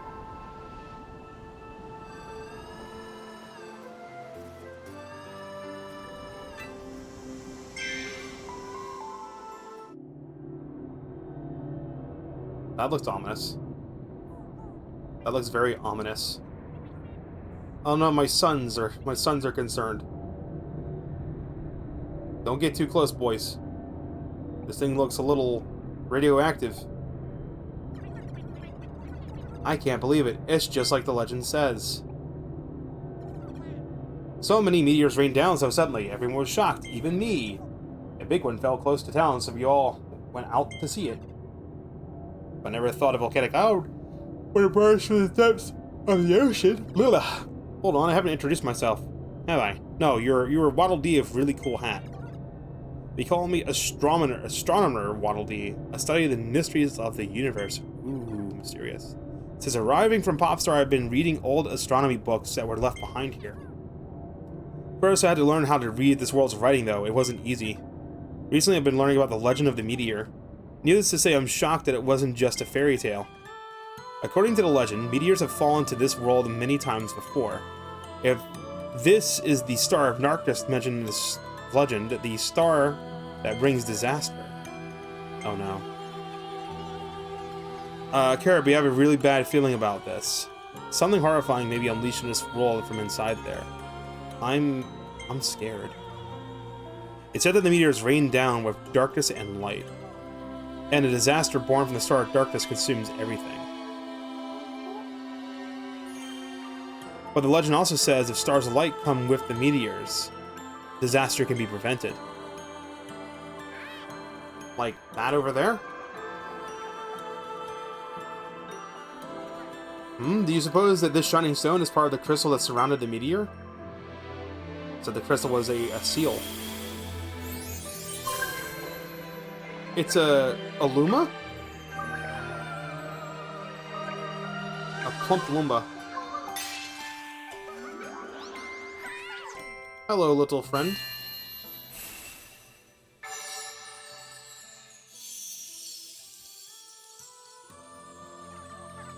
Oh my, it must be one of the stars of light. A small portion of sealing crystal has been restored to its original form. Oh, he says he's a starry. A mysterious voice just spoke inside my head. Hey, yes, he says they're called starries. He says that when they gather together, the sealing crystal will be restored. They can keep the Star of Darkness from coming back to life. We've got to save the starries. We need to guide them here and stop the Star of Darkness. Stars may have landed in places meteors fell. Let's start by searching the nearby plains. Let's hurry. Yes, let's.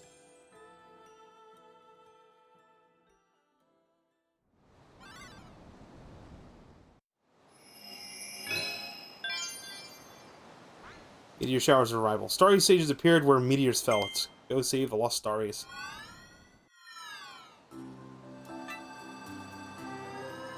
Don't tell me it's just one per world.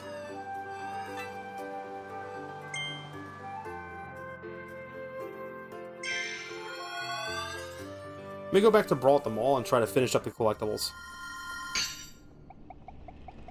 We have to defeat it with the sword ability. And then I think the last one is defeat it without taking damage, which you can just cheese with gun. You just stay back and shoot him.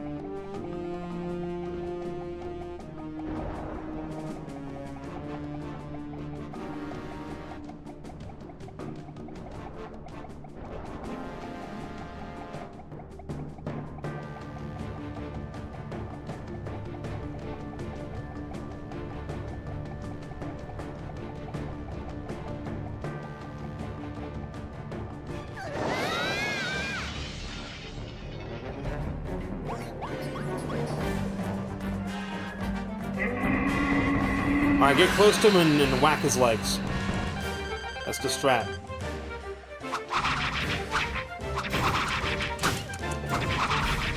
And I just took touch damage from something.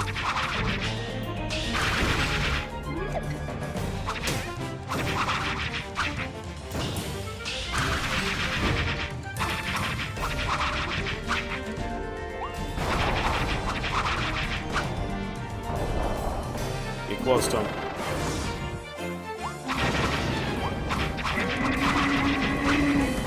Even in this phase, I can still do chip damage to him.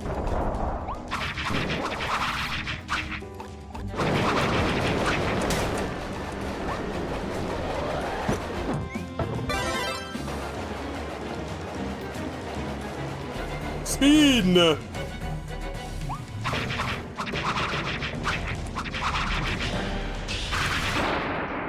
Got him.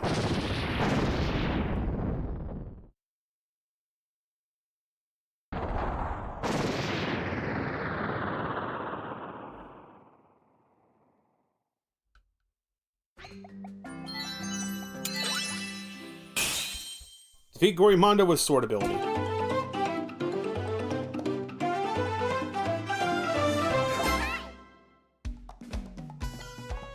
The last one is defeat without taking damage.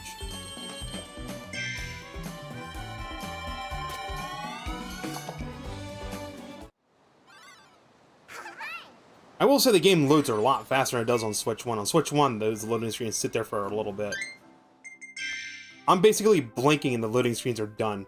It's like as soon as the animation for the loading screen completely plays, it loads. On Switch 1, that animation would play and you'd sit at it for like a little bit.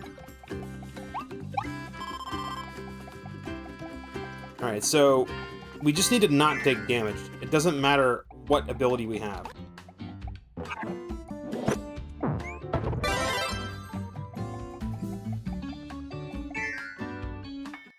So my strat is to use the Ranger ability. Because the Ranger ability, you know, has this cool thing called range. And I can just stand back and not take damage and avoid his projectile attacks and just blast them. I realized I forgot you can just go to stage list and just hit it this way instead of just manually flying. Look how fast this loads.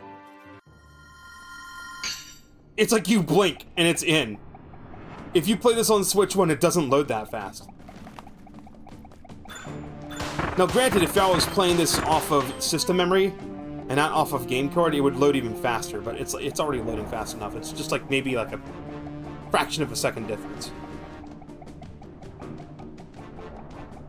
Game loads hella fast. Because the Switch 2 has a better processor, so it's... a lot of the loading isn't being bogged down by the weak processor on it. Because the Switch 1 has a good graphics chip, but like the CPU is pretty weak. So a lot of times the Nintendo Switch 1 is being CPU bound.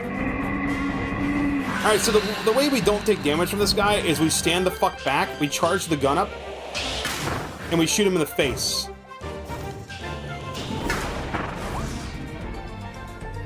This is a pretty large arena. We'll start throwing rocks. Just dodge the rocks. It'll be fine. I could also just take pot shots at him too.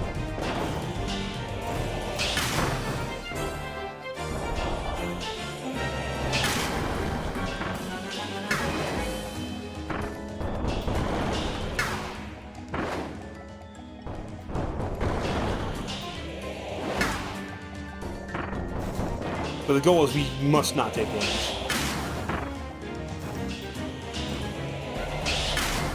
One little tiny bit of damage and that's it. Even when he's doing this spin, we can hit him. But I've run out of arena, so now I'm in trouble.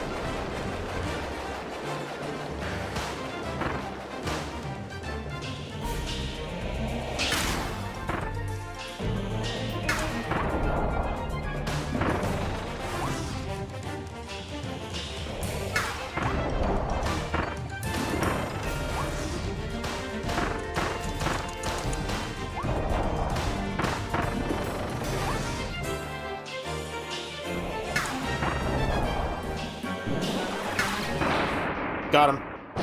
No damage.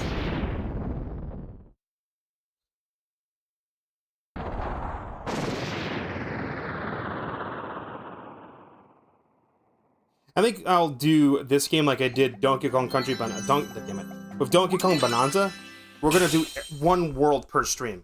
That's the goal. Will be one world per stream. Now the later worlds we might wind up splitting them up, and we'll just run for the 2 hours.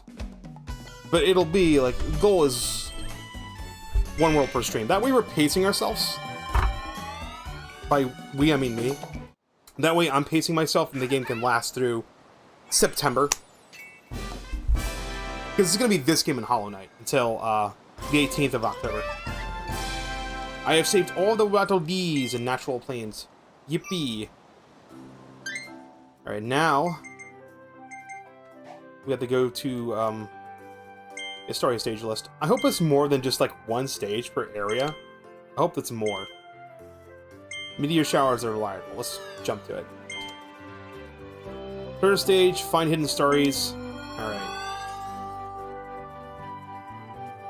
Here we go.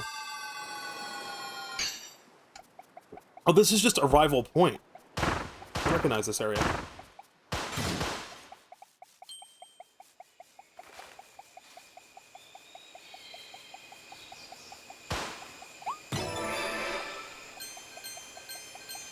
Here's our new currency.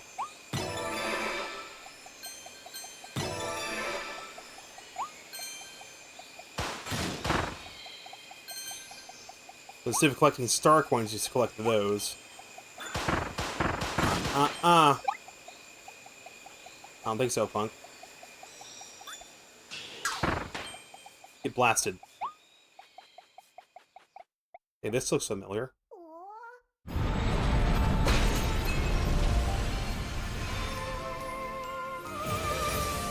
Oh, the enemies are stronger, aren't they?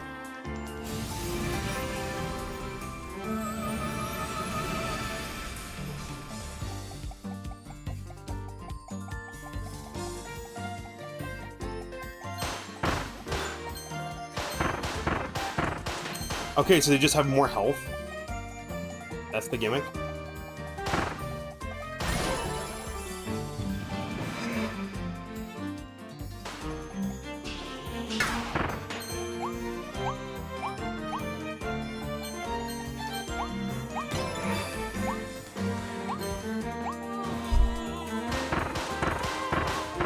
Bro, that's a cool afro. That's a cool fucking mullet I want. Give it.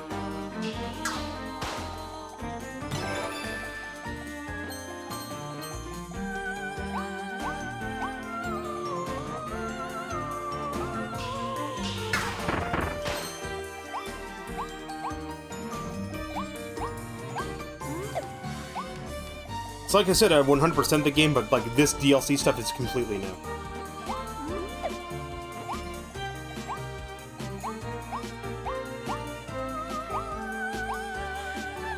Here we are, new mouthful ability. The shake weight.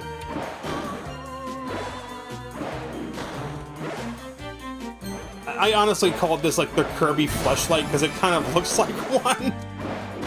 Because I have a dirty, dirty mind, and I really need to just, like, be an adult and stop having a dirty mind like a teenager. Although, that's boring. Never grow up, kids. Always be, like, a little childish. Get 5 red starry coins of top crystals. This needs the Sonic the Hedgehog spring sound effect. Boing! It needs that so bad.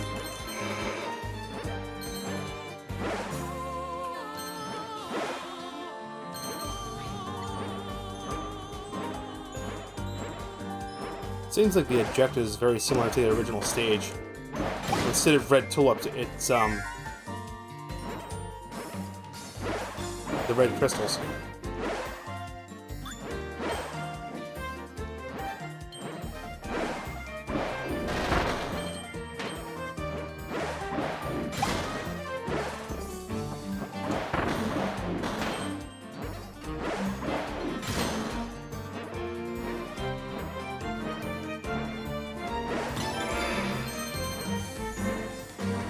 So, touching these things makes the area star-crossed.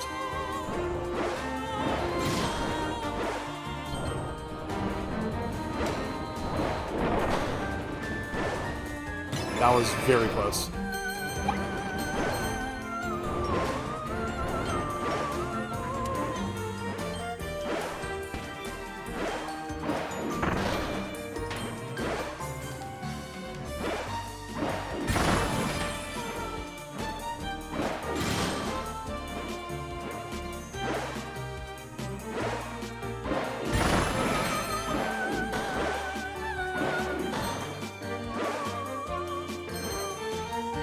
The movement of this Kirby mouthful isn't messing me too much because it's basically Snake Bonanza all over again. Oh, there's a secret here.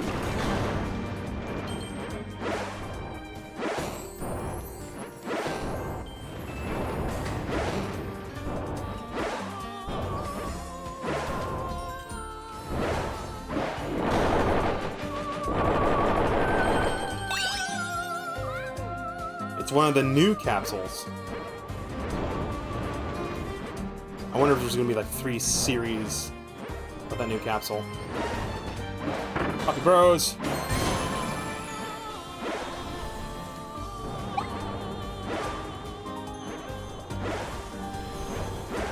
Wasn't paying attention. Are there lives? The original version of the game had lives. There were lives. I haven't noticed any 1-ups. Did they remove lives from the game? Let me get over to the high-rise sign to the rooftop. Chat, am I tripping out? Did the original game have lives? I might be thinking of another Kirby game that had lives.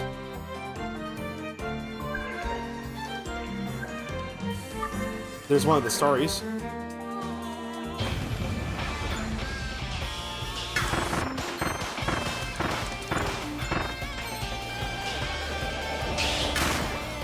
Crystal Wild Frosty. Oh! Crap.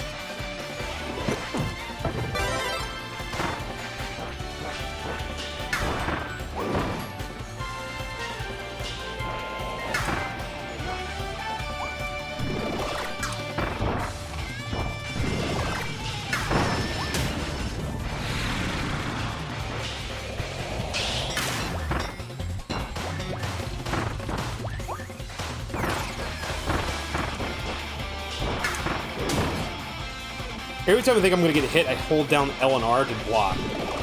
If you do that when you get hit, you won't lose your power. Unless your health is like really low, then you start losing your power. Got him.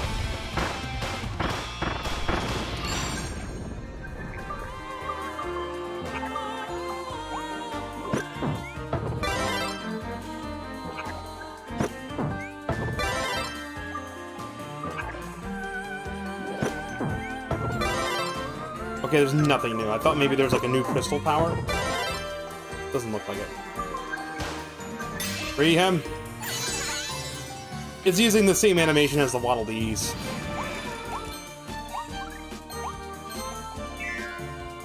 I mean, why wouldn't they? But like, I can recognize when there's a reused animation.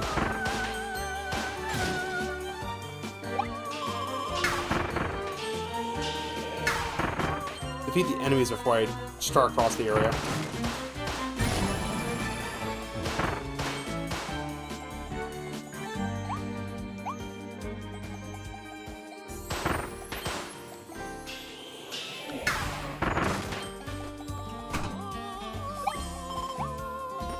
Hold on, there's a secret.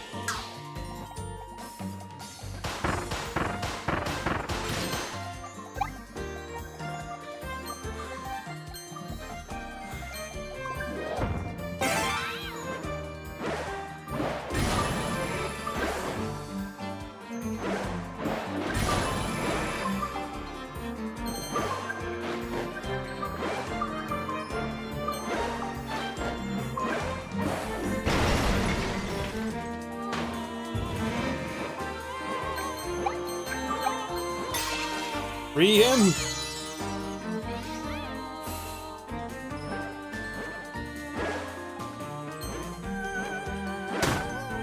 Oh, okay, I can't hurt them if I jump up. You think I didn't see that secret there? Clearly, you don't know I play too many video games. There's a secret up here.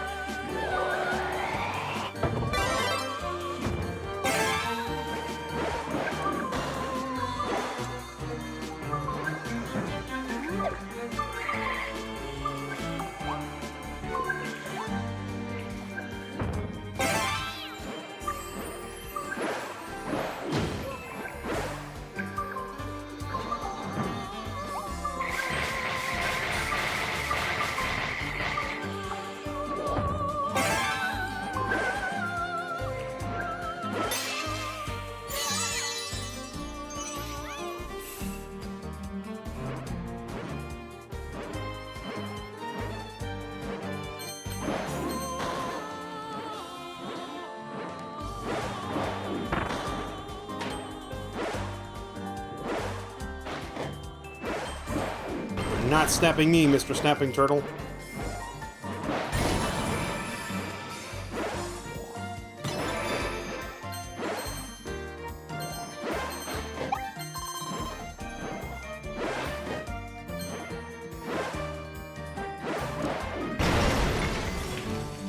Get stomped on.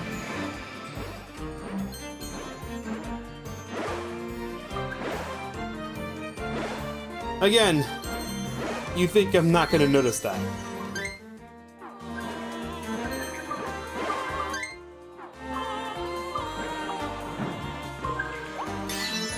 There's the last one. Freed. Freed my friends.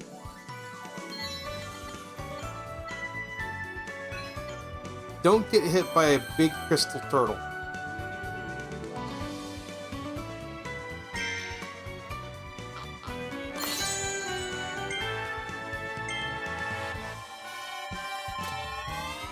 Okay, we didn't get hit by big crystal turtle, right? We saved all the starries? Yeah, we did. All starries saved. Yay! Are there more stages in this area or no?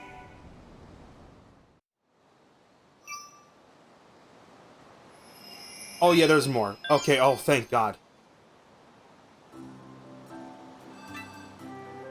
Oh wait, is it gonna be like one for almost every stage?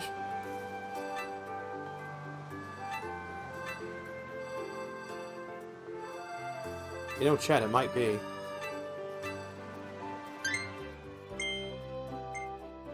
Although it looks like there's only room for 2. Oh yeah, there's 19, there's 2. And I hope the later areas have more.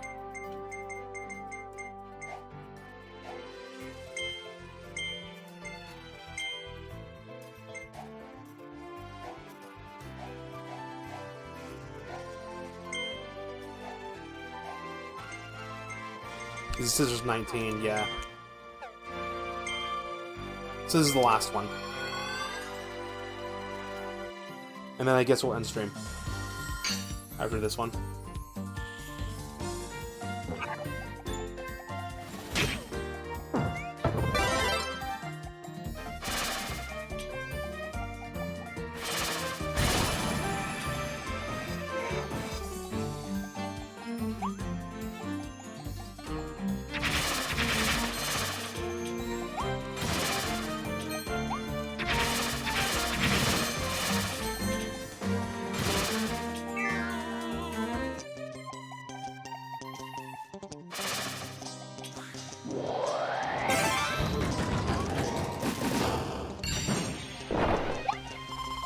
Hot dog on right.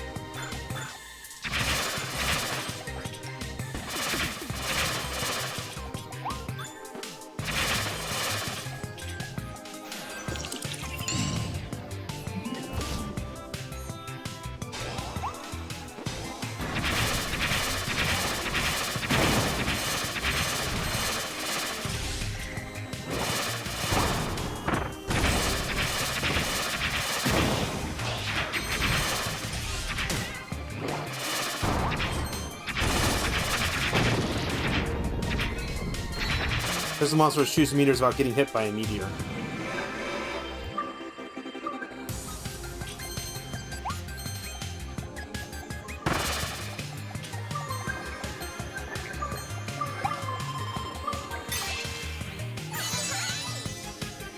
A little bit curious why this had to be Nintendo Switch 2 exclusive. Maybe the particle effects or something required the additional power.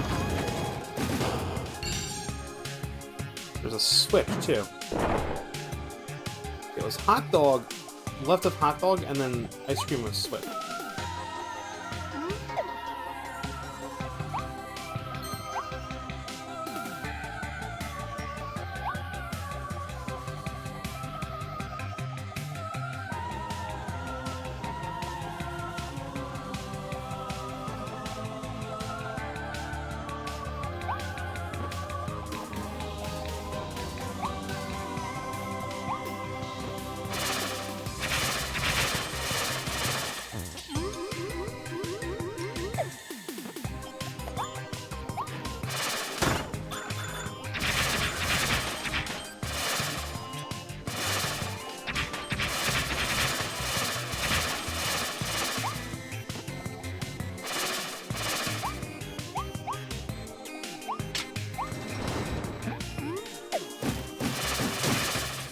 What's that? Taking a snooze? I don't think so. Come here, punk. Ow.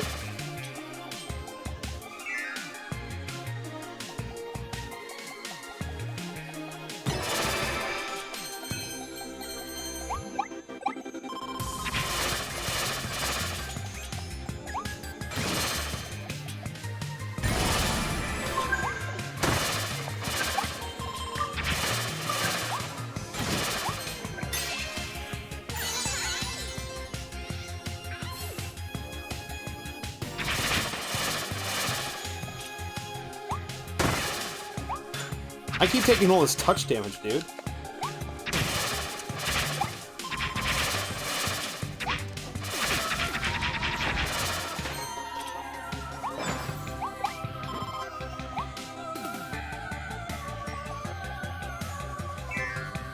I mean, at least they're throwing a lot of food at me, but this is an earlier stage. Oh, you know, I think we're going through the stage kind of backwards.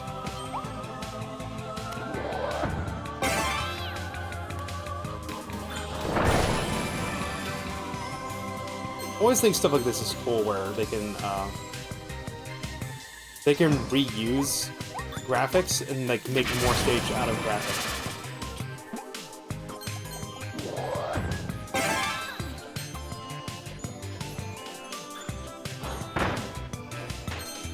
It's squished.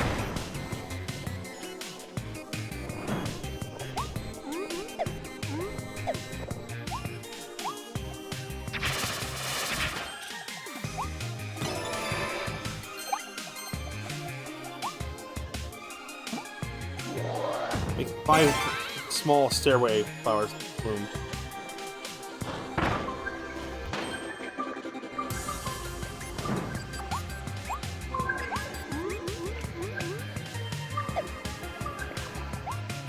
Always to the right. Switch. Arena.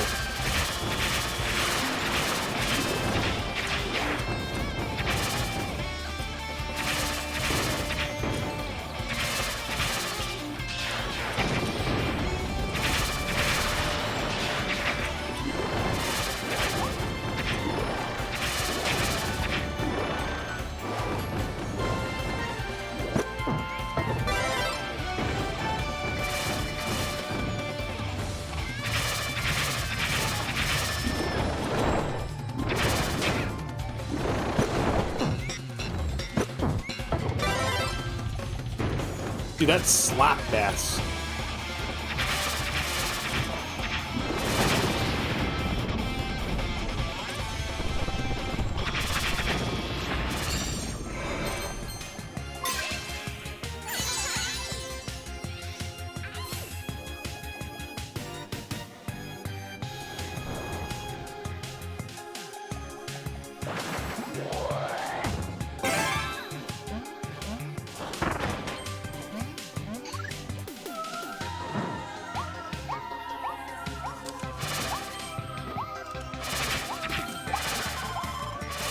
I'm having some depth perception difficulties.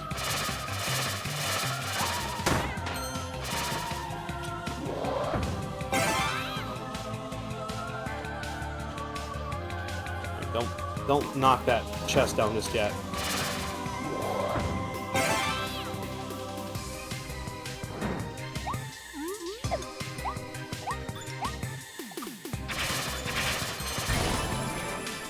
No, knock it over.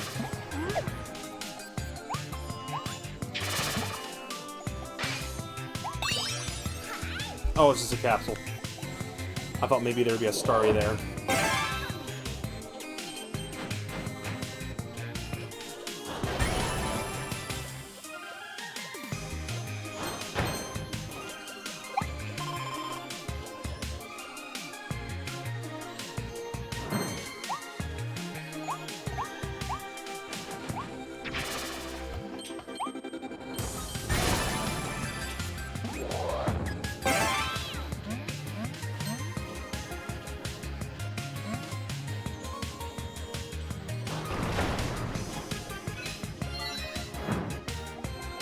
The stairs to destination without letting them fall. Free, my friend. Free them.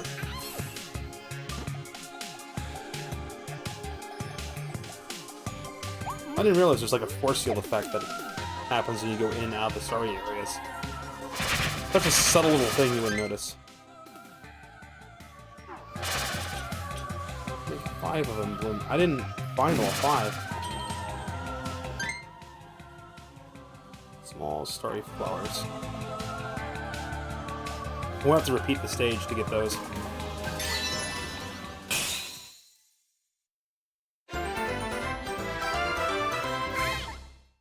There's probably one of the entrances we missed.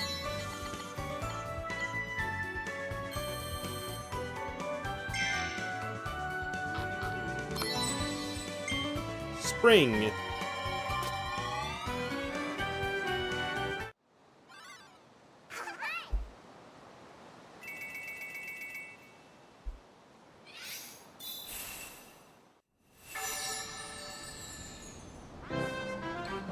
The stars are gathering and the ceiling crystal has gotten one step closer to its original shape.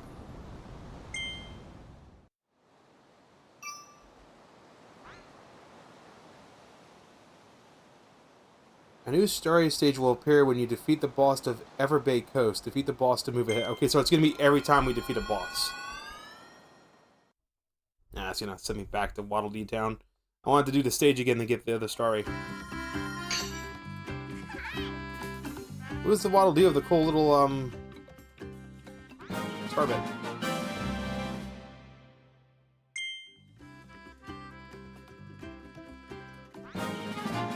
Starguard Waddle Dee is going to town and can teach you about the starries. Okay.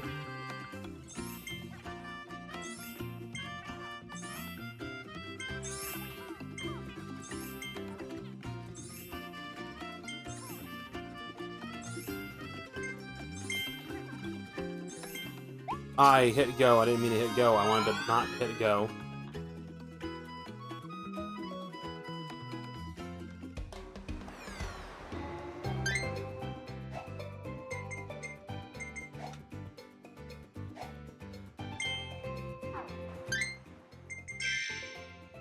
What do you have to say?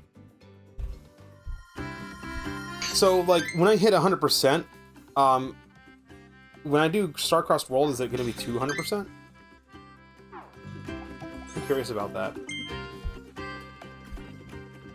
Well, hello again, Kirby. I trust you made some progress in your starry saving quest.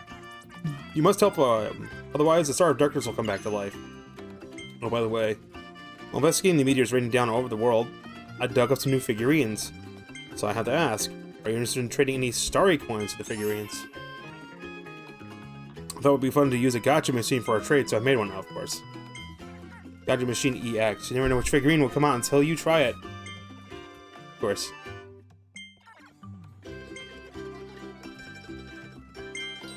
Do it.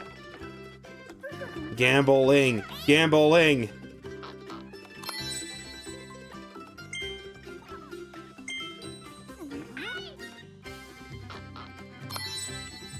Bench. Gambling! Flashing arrow sign. Gambling! I love to gamble! Ooh. Oh my god, chat. Chat. There are volumes. Oh no. So for you not knowing why I'm going oh no, there are 3 volumes per figure collection. Figure Collection EX has multiple volumes. It looks like it's just 2 though. So it's not that many, but still. By the way, these ones down here, the special question marks, are locked behind something special. It gives you a little hint. We build more of Waddle Dee Town.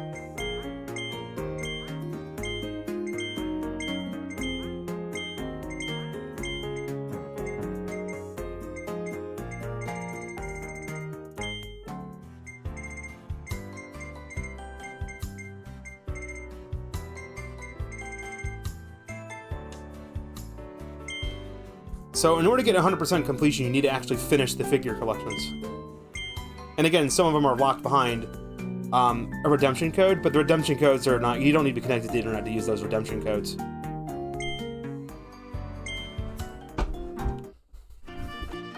I think there's one for, like, redeeming a few redemption codes.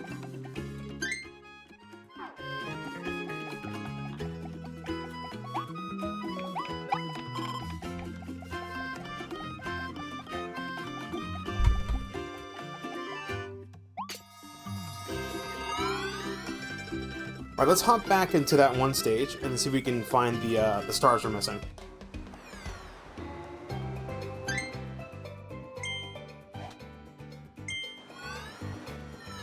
I swear it was right at the beginning. I hope it's not just 2 stages per world, because I mean, that's still a fair amount of stages, because I forget how many worlds there were. It was like at least 9? It's been a while since, it's been a couple years since I played this game. Make 5 small starry flowers bloom. I can't remember what this looked like. 5 small starry flowers.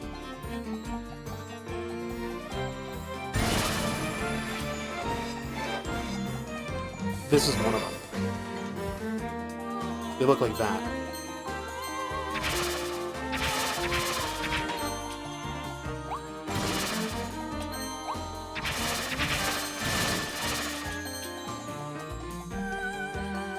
We could have gone to the right over here.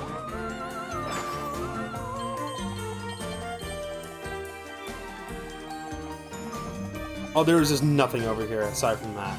Okay. So I'm just blind and I just didn't see where the others were.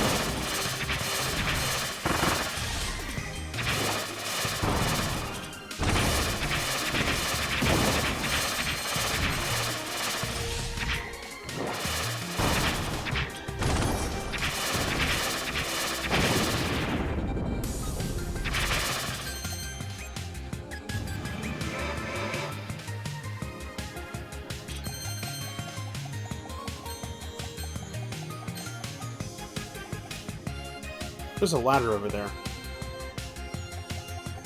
Okay, so we missed something over there. Definitely.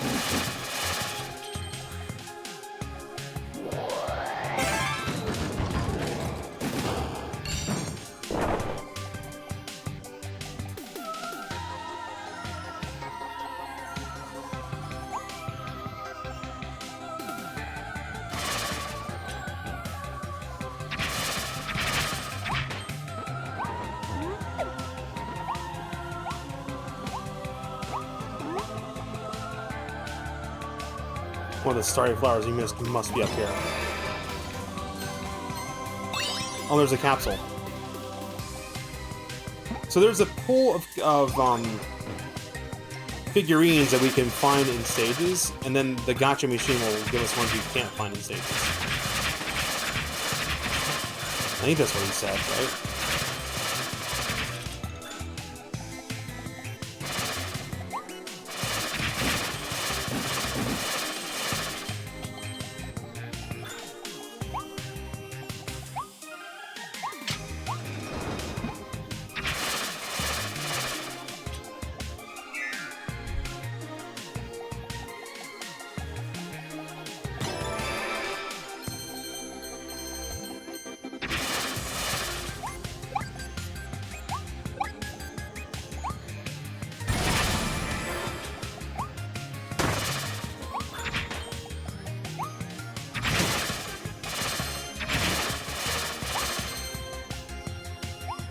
Touch damage is a motherfucker.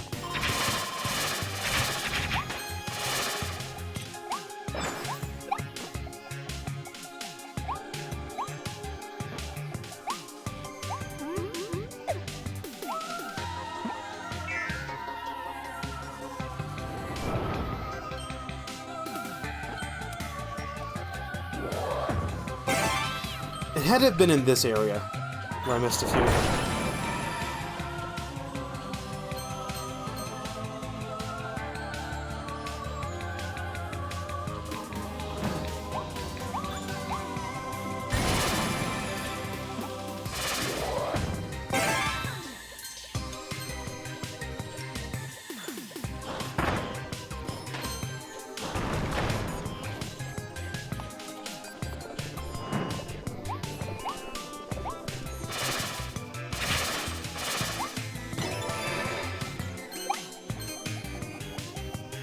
I gotta find the last one.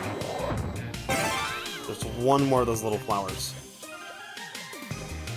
I don't know if I have to go through the whole stage after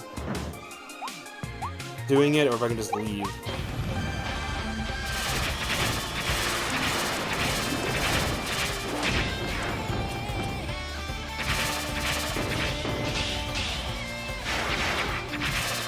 That does a lot of damage. Holy crap. Wait. Is that wall to the right crack? Oh, no, it's not.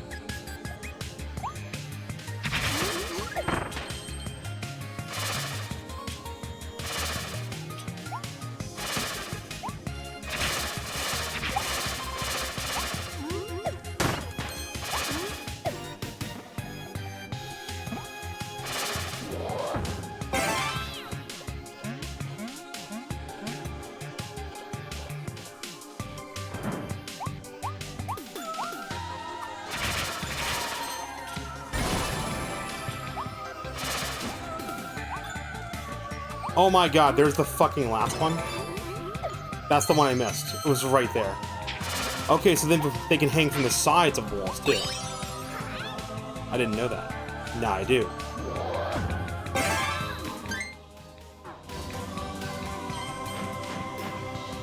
I think you have to finish the mission.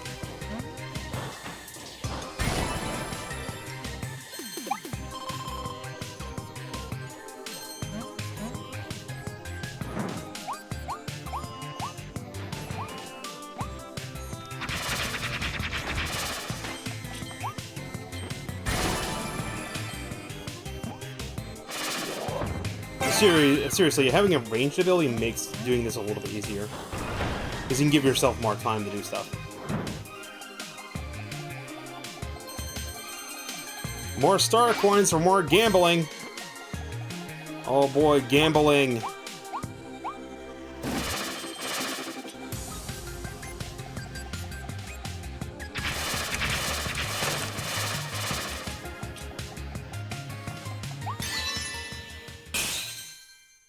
Yay. I love how Chakram Kirby's hat has like angry Kirby eyes. Yay, we have more starry coins. That means more gambling.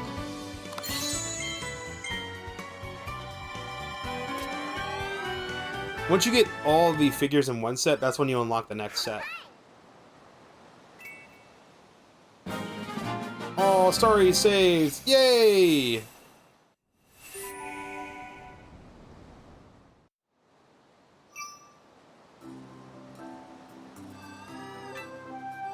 It didn't say that I saved all the ones in the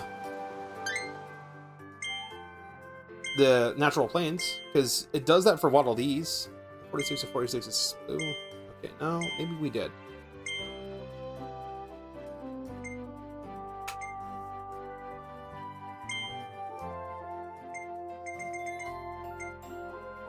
I don't think the final world, the post-game world, will have any star-crossed areas, because that's technically not in a physical space, it's in like a dream world or something.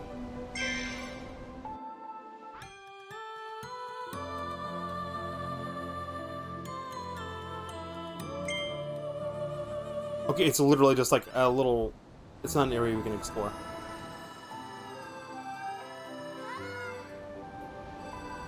This area was always shallow in the main game, but it was never accessible.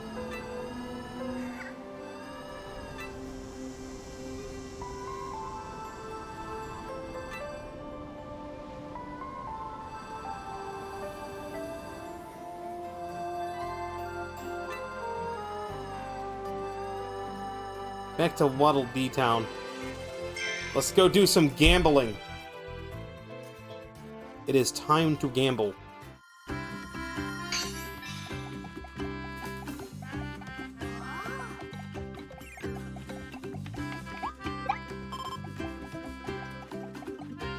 Let us first gamble all of our star coins away. Let's go gambling!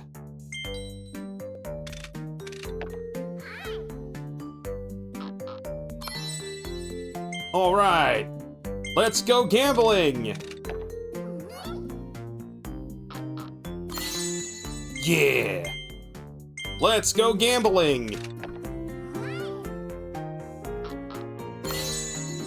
Nice. Gambling.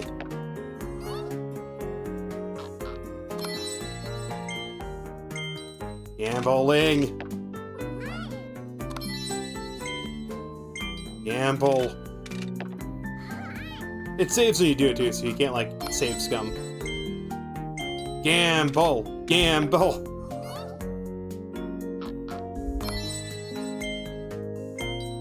Gamble.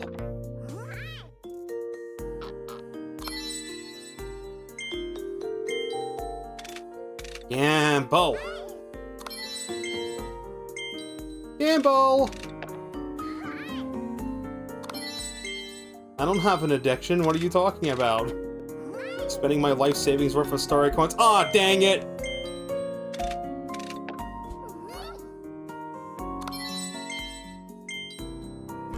I can stop whenever I want. Nice. 3-star, let's go. Gamble. Gamble. Gamble. Oh no, my son's in a cage. Gamble. Aw, dang it. Gamble. Yeah. Gamble. Aw, dang it. Gamble. Yeah. Gamble. Yes. Gamble. Ah, dang it. Gamble! Yeah! I thought you could buy multiples. Gamble! Yeah! Gamble! Ah, dang it.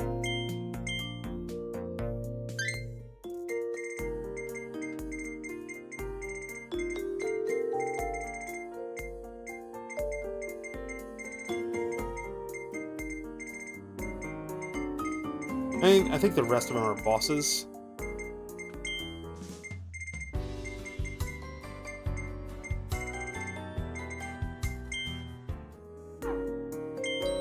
Gamble! Damn it, I said more gambling. We will not stop gambling. Oh, dang it. Yes! More. Yeah! Another! Yes! Oh, it's only 10 star coins. It ain't too bad. Yeah, the later series costs like lots of star coins per crank. It gets stupid pretty fast. But it's just literally a sink for your star coins. And you can easily farm star coins with one of the minigames that you'll unlock later on. Where Kirby gets a part-time job at fucking McDonald's, basically. I'm very hungry. Give me a double-decker quarter-pounder with cheese with bacon. No, I don't want that.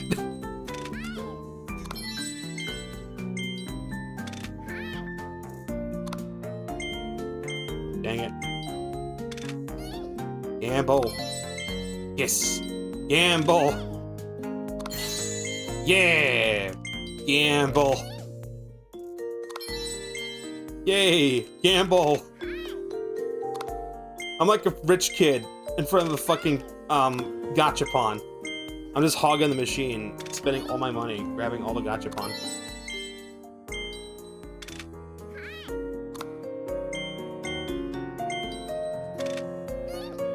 And gachapon exist in real life in America. They're everywhere. You go to any type of, like, grocery store.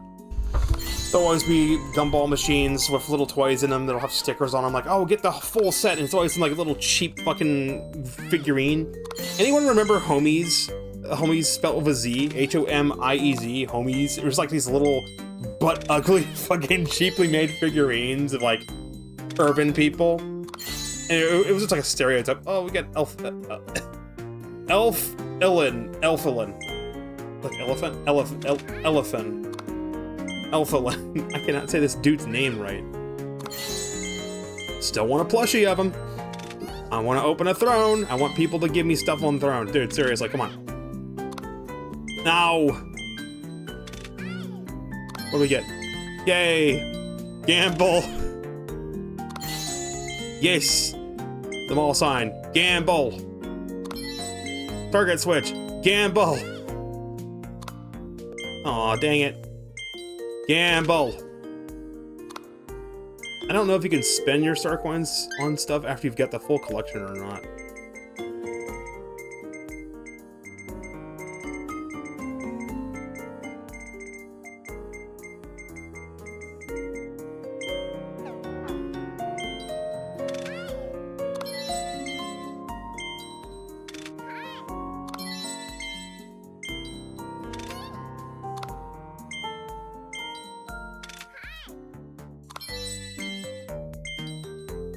You know, you think about like how bad loot boxes are. Everyone says, "Oh, loot boxes are terrible. They're bad." It's like, oh my god, it's horrible for kids, right? Well, what if I told you loot boxes always existed in the physical form as like those gachapon? And it's not like the name gachapon and gacha is a Japanese thing.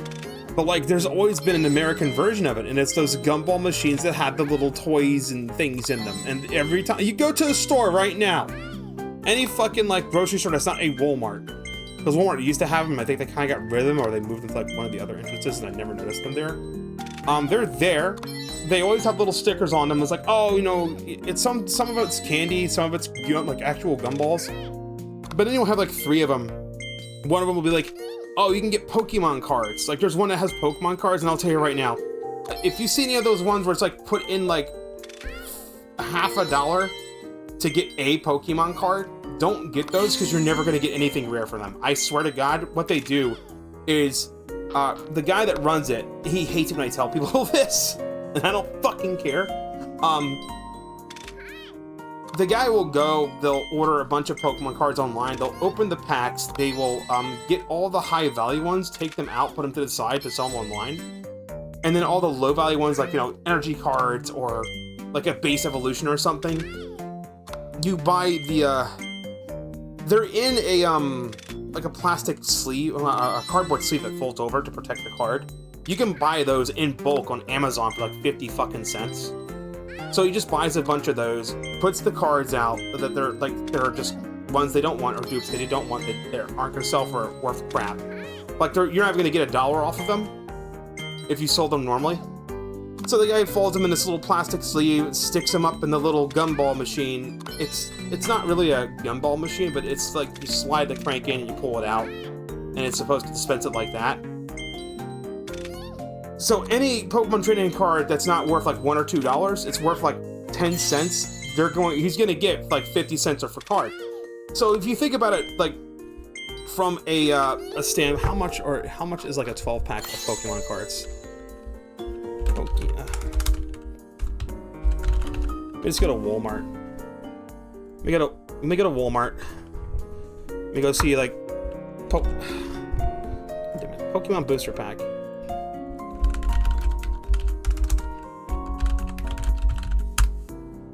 Just so you can get an idea how many cards you get. So, okay, for example, can we get like in-store, please? Because I know they're sold in-store. Okay, so here we go. Is that a pack? I just want to see how much it is for a single pack. Is that, it comes with like a coin or some shit. I just like, when I go to the store and I buy a pack. Here we go. So, $4.87, so about $5. I'm looking at like Pokemon Scarlet Violet 9 Journey Together Blaster. 1 additional Pokemon TCG booster pack. 6+. I forget how many cards are in a pack.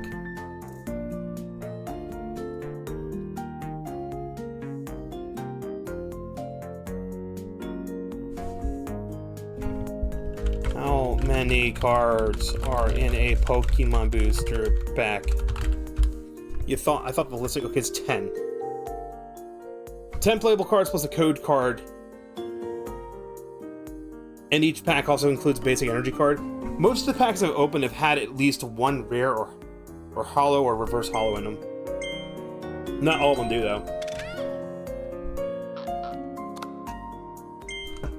So, you do the math here, right? It costs $5 for a booster pack at Walmart. Chances are the guy's gonna buy like a box of them. So like, I'm looking at... That's Japanese. Can I please get like English? Like, here we go. Like, Pokemon Scarlet and Violet Prismatic Evolutions Elite Trainer card, if you can get your hands on it. People keep fucking buying them. You have to buy them in packs, Jesus Christ. A single Elite box contains, I forget how many. It's a fair amount. It's like a whole bunch of them.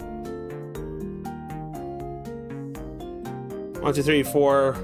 Yeah, there's 10 in each. 1, 2, 3, 4, 5, 6, 7, 8. It's being sold for $55. So I think it's $1. It's not 50 cents. I think it's $1 per Pokemon card. So if it's costing you $5 per pack and you're selling the cards at $1 each in like a blind gachapon, you're making double your money back. That you then feed into more Pokemon cards. The difficult part, money-wise, is going to be, like, getting your hands on the Gachapon machine. But you want to get those there's, like... If you go to the store, and you see they have, like, the store box, like, you buy it, and it's, like, 24 packs in a box. That's what you buy. You buy those. It could be Pokemon, it could be Magic the Gathering, it's whatever. You sit them in a fucking Gachapon machine. The Gachapon machine's very low maintenance. Sometimes you have to fix the mechanics on it, whatnot, oil it, whatnot. Sometimes it eats people's money and they're just like, ha, fuck you, but... Oh, I've literally been blowing my star coins for no reason. I've gotten everything. I'm literally getting dupes. No more gambling. No more gambling, we're done. Leave. We've gotten everything we can. There's a few we can't get.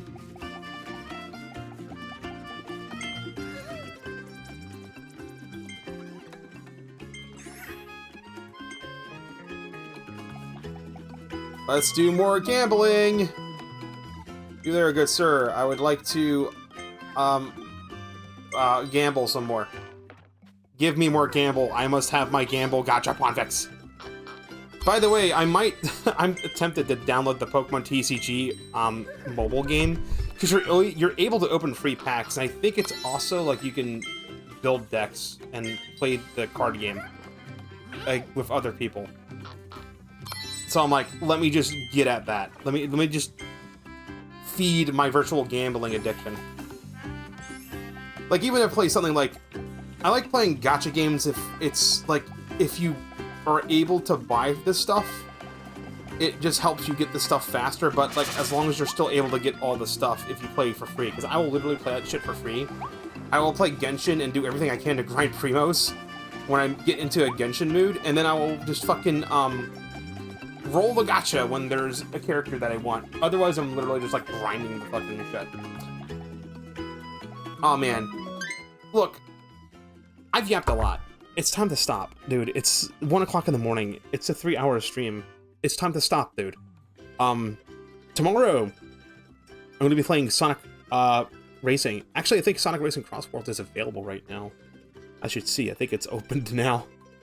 Because it opens at midnight Friday, my time, and it ends at, like, midnight on Monday. So tomorrow, we're going to be playing the Sonic Cross Worlds, open network test live on stream. I don't know if it has cross-platform or not. Does it have cross-platform? Sonic Cross Worlds cross-platform. Is it? Yes, it says. I don't trust Gemini. I don't trust Bing.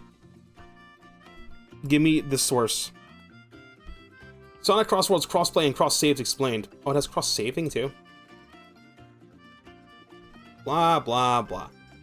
Sonic fans can rejoice. Sonic Racing Crossworlds has full crossplay matchmaking for everyone, regardless of which platform you play on. It means PlayStation, Xbox, Switch, and PC will be able to race in the same lobbies. Awesome! Awesome.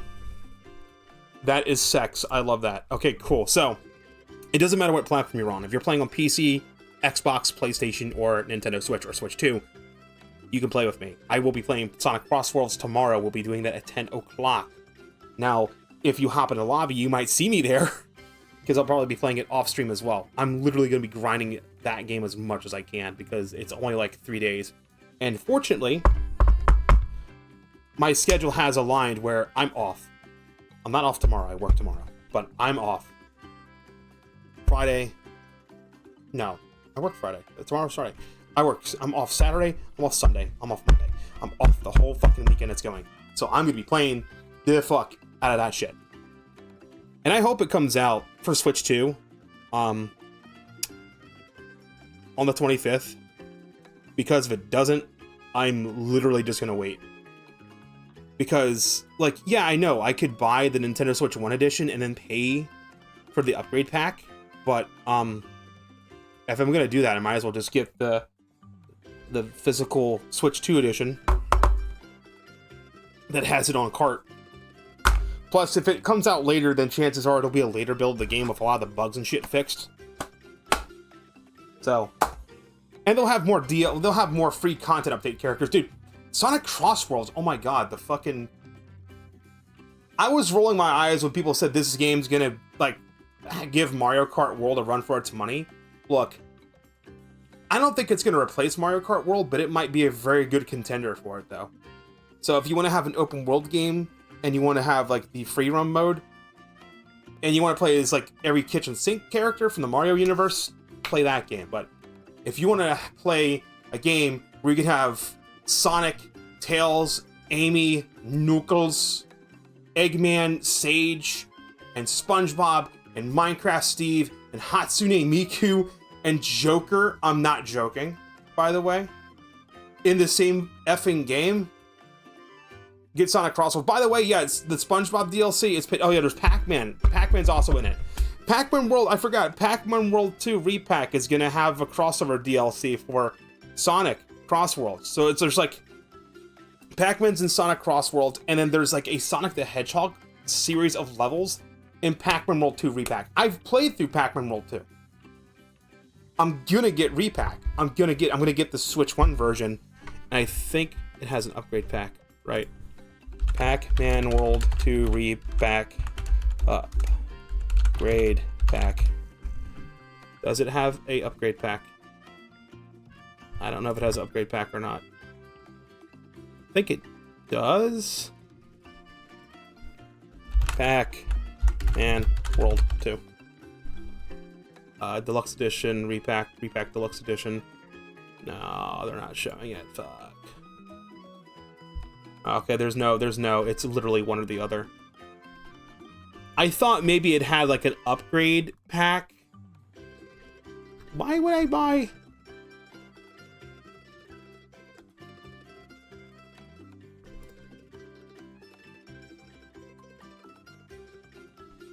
The Deluxe includes the Sonic Hedgehog collaboration set, 3 collab stages, 1 collab costume, and 20 collab figures.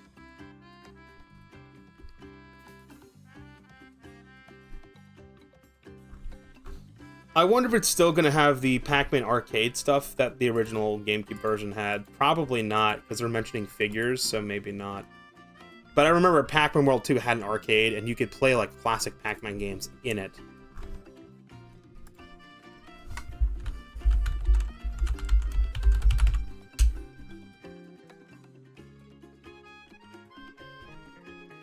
Let me see. The price is literally the same. It's $30 regardless, but the physical edition of Pac-Man World 2 Repack is a game key card, which is so stupid.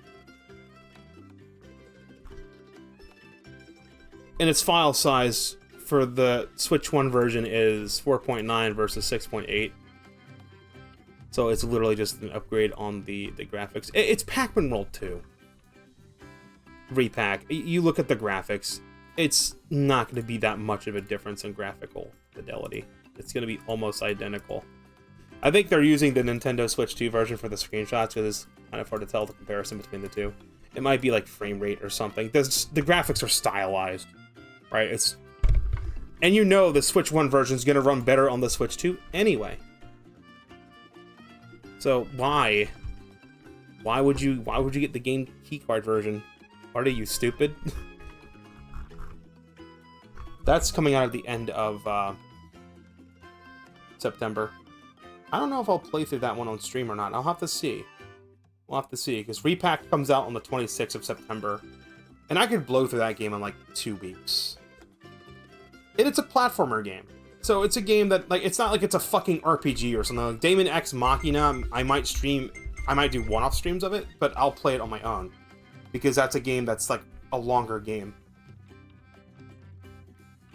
But like Pokemon Legends ZA is an exception to I don't want to play RPGs on stream. Like Persona 3 Reload is a game I would play on my own. I wouldn't play on stream because it's an RPG. It'll take a while to get through on stream. It'll take like 2 months. But platformers, pretty easy to do. Kart racers, you got it. Alright, I'm yapping too much. I need to end stream. Hey, thank you all so much for watching. I will catch you guys next time. Until then, everyone, rest well and sweet dreams. I'll see you on the racetrack in Sonic Crossworlds tomorrow at 10 p.m. Let's go.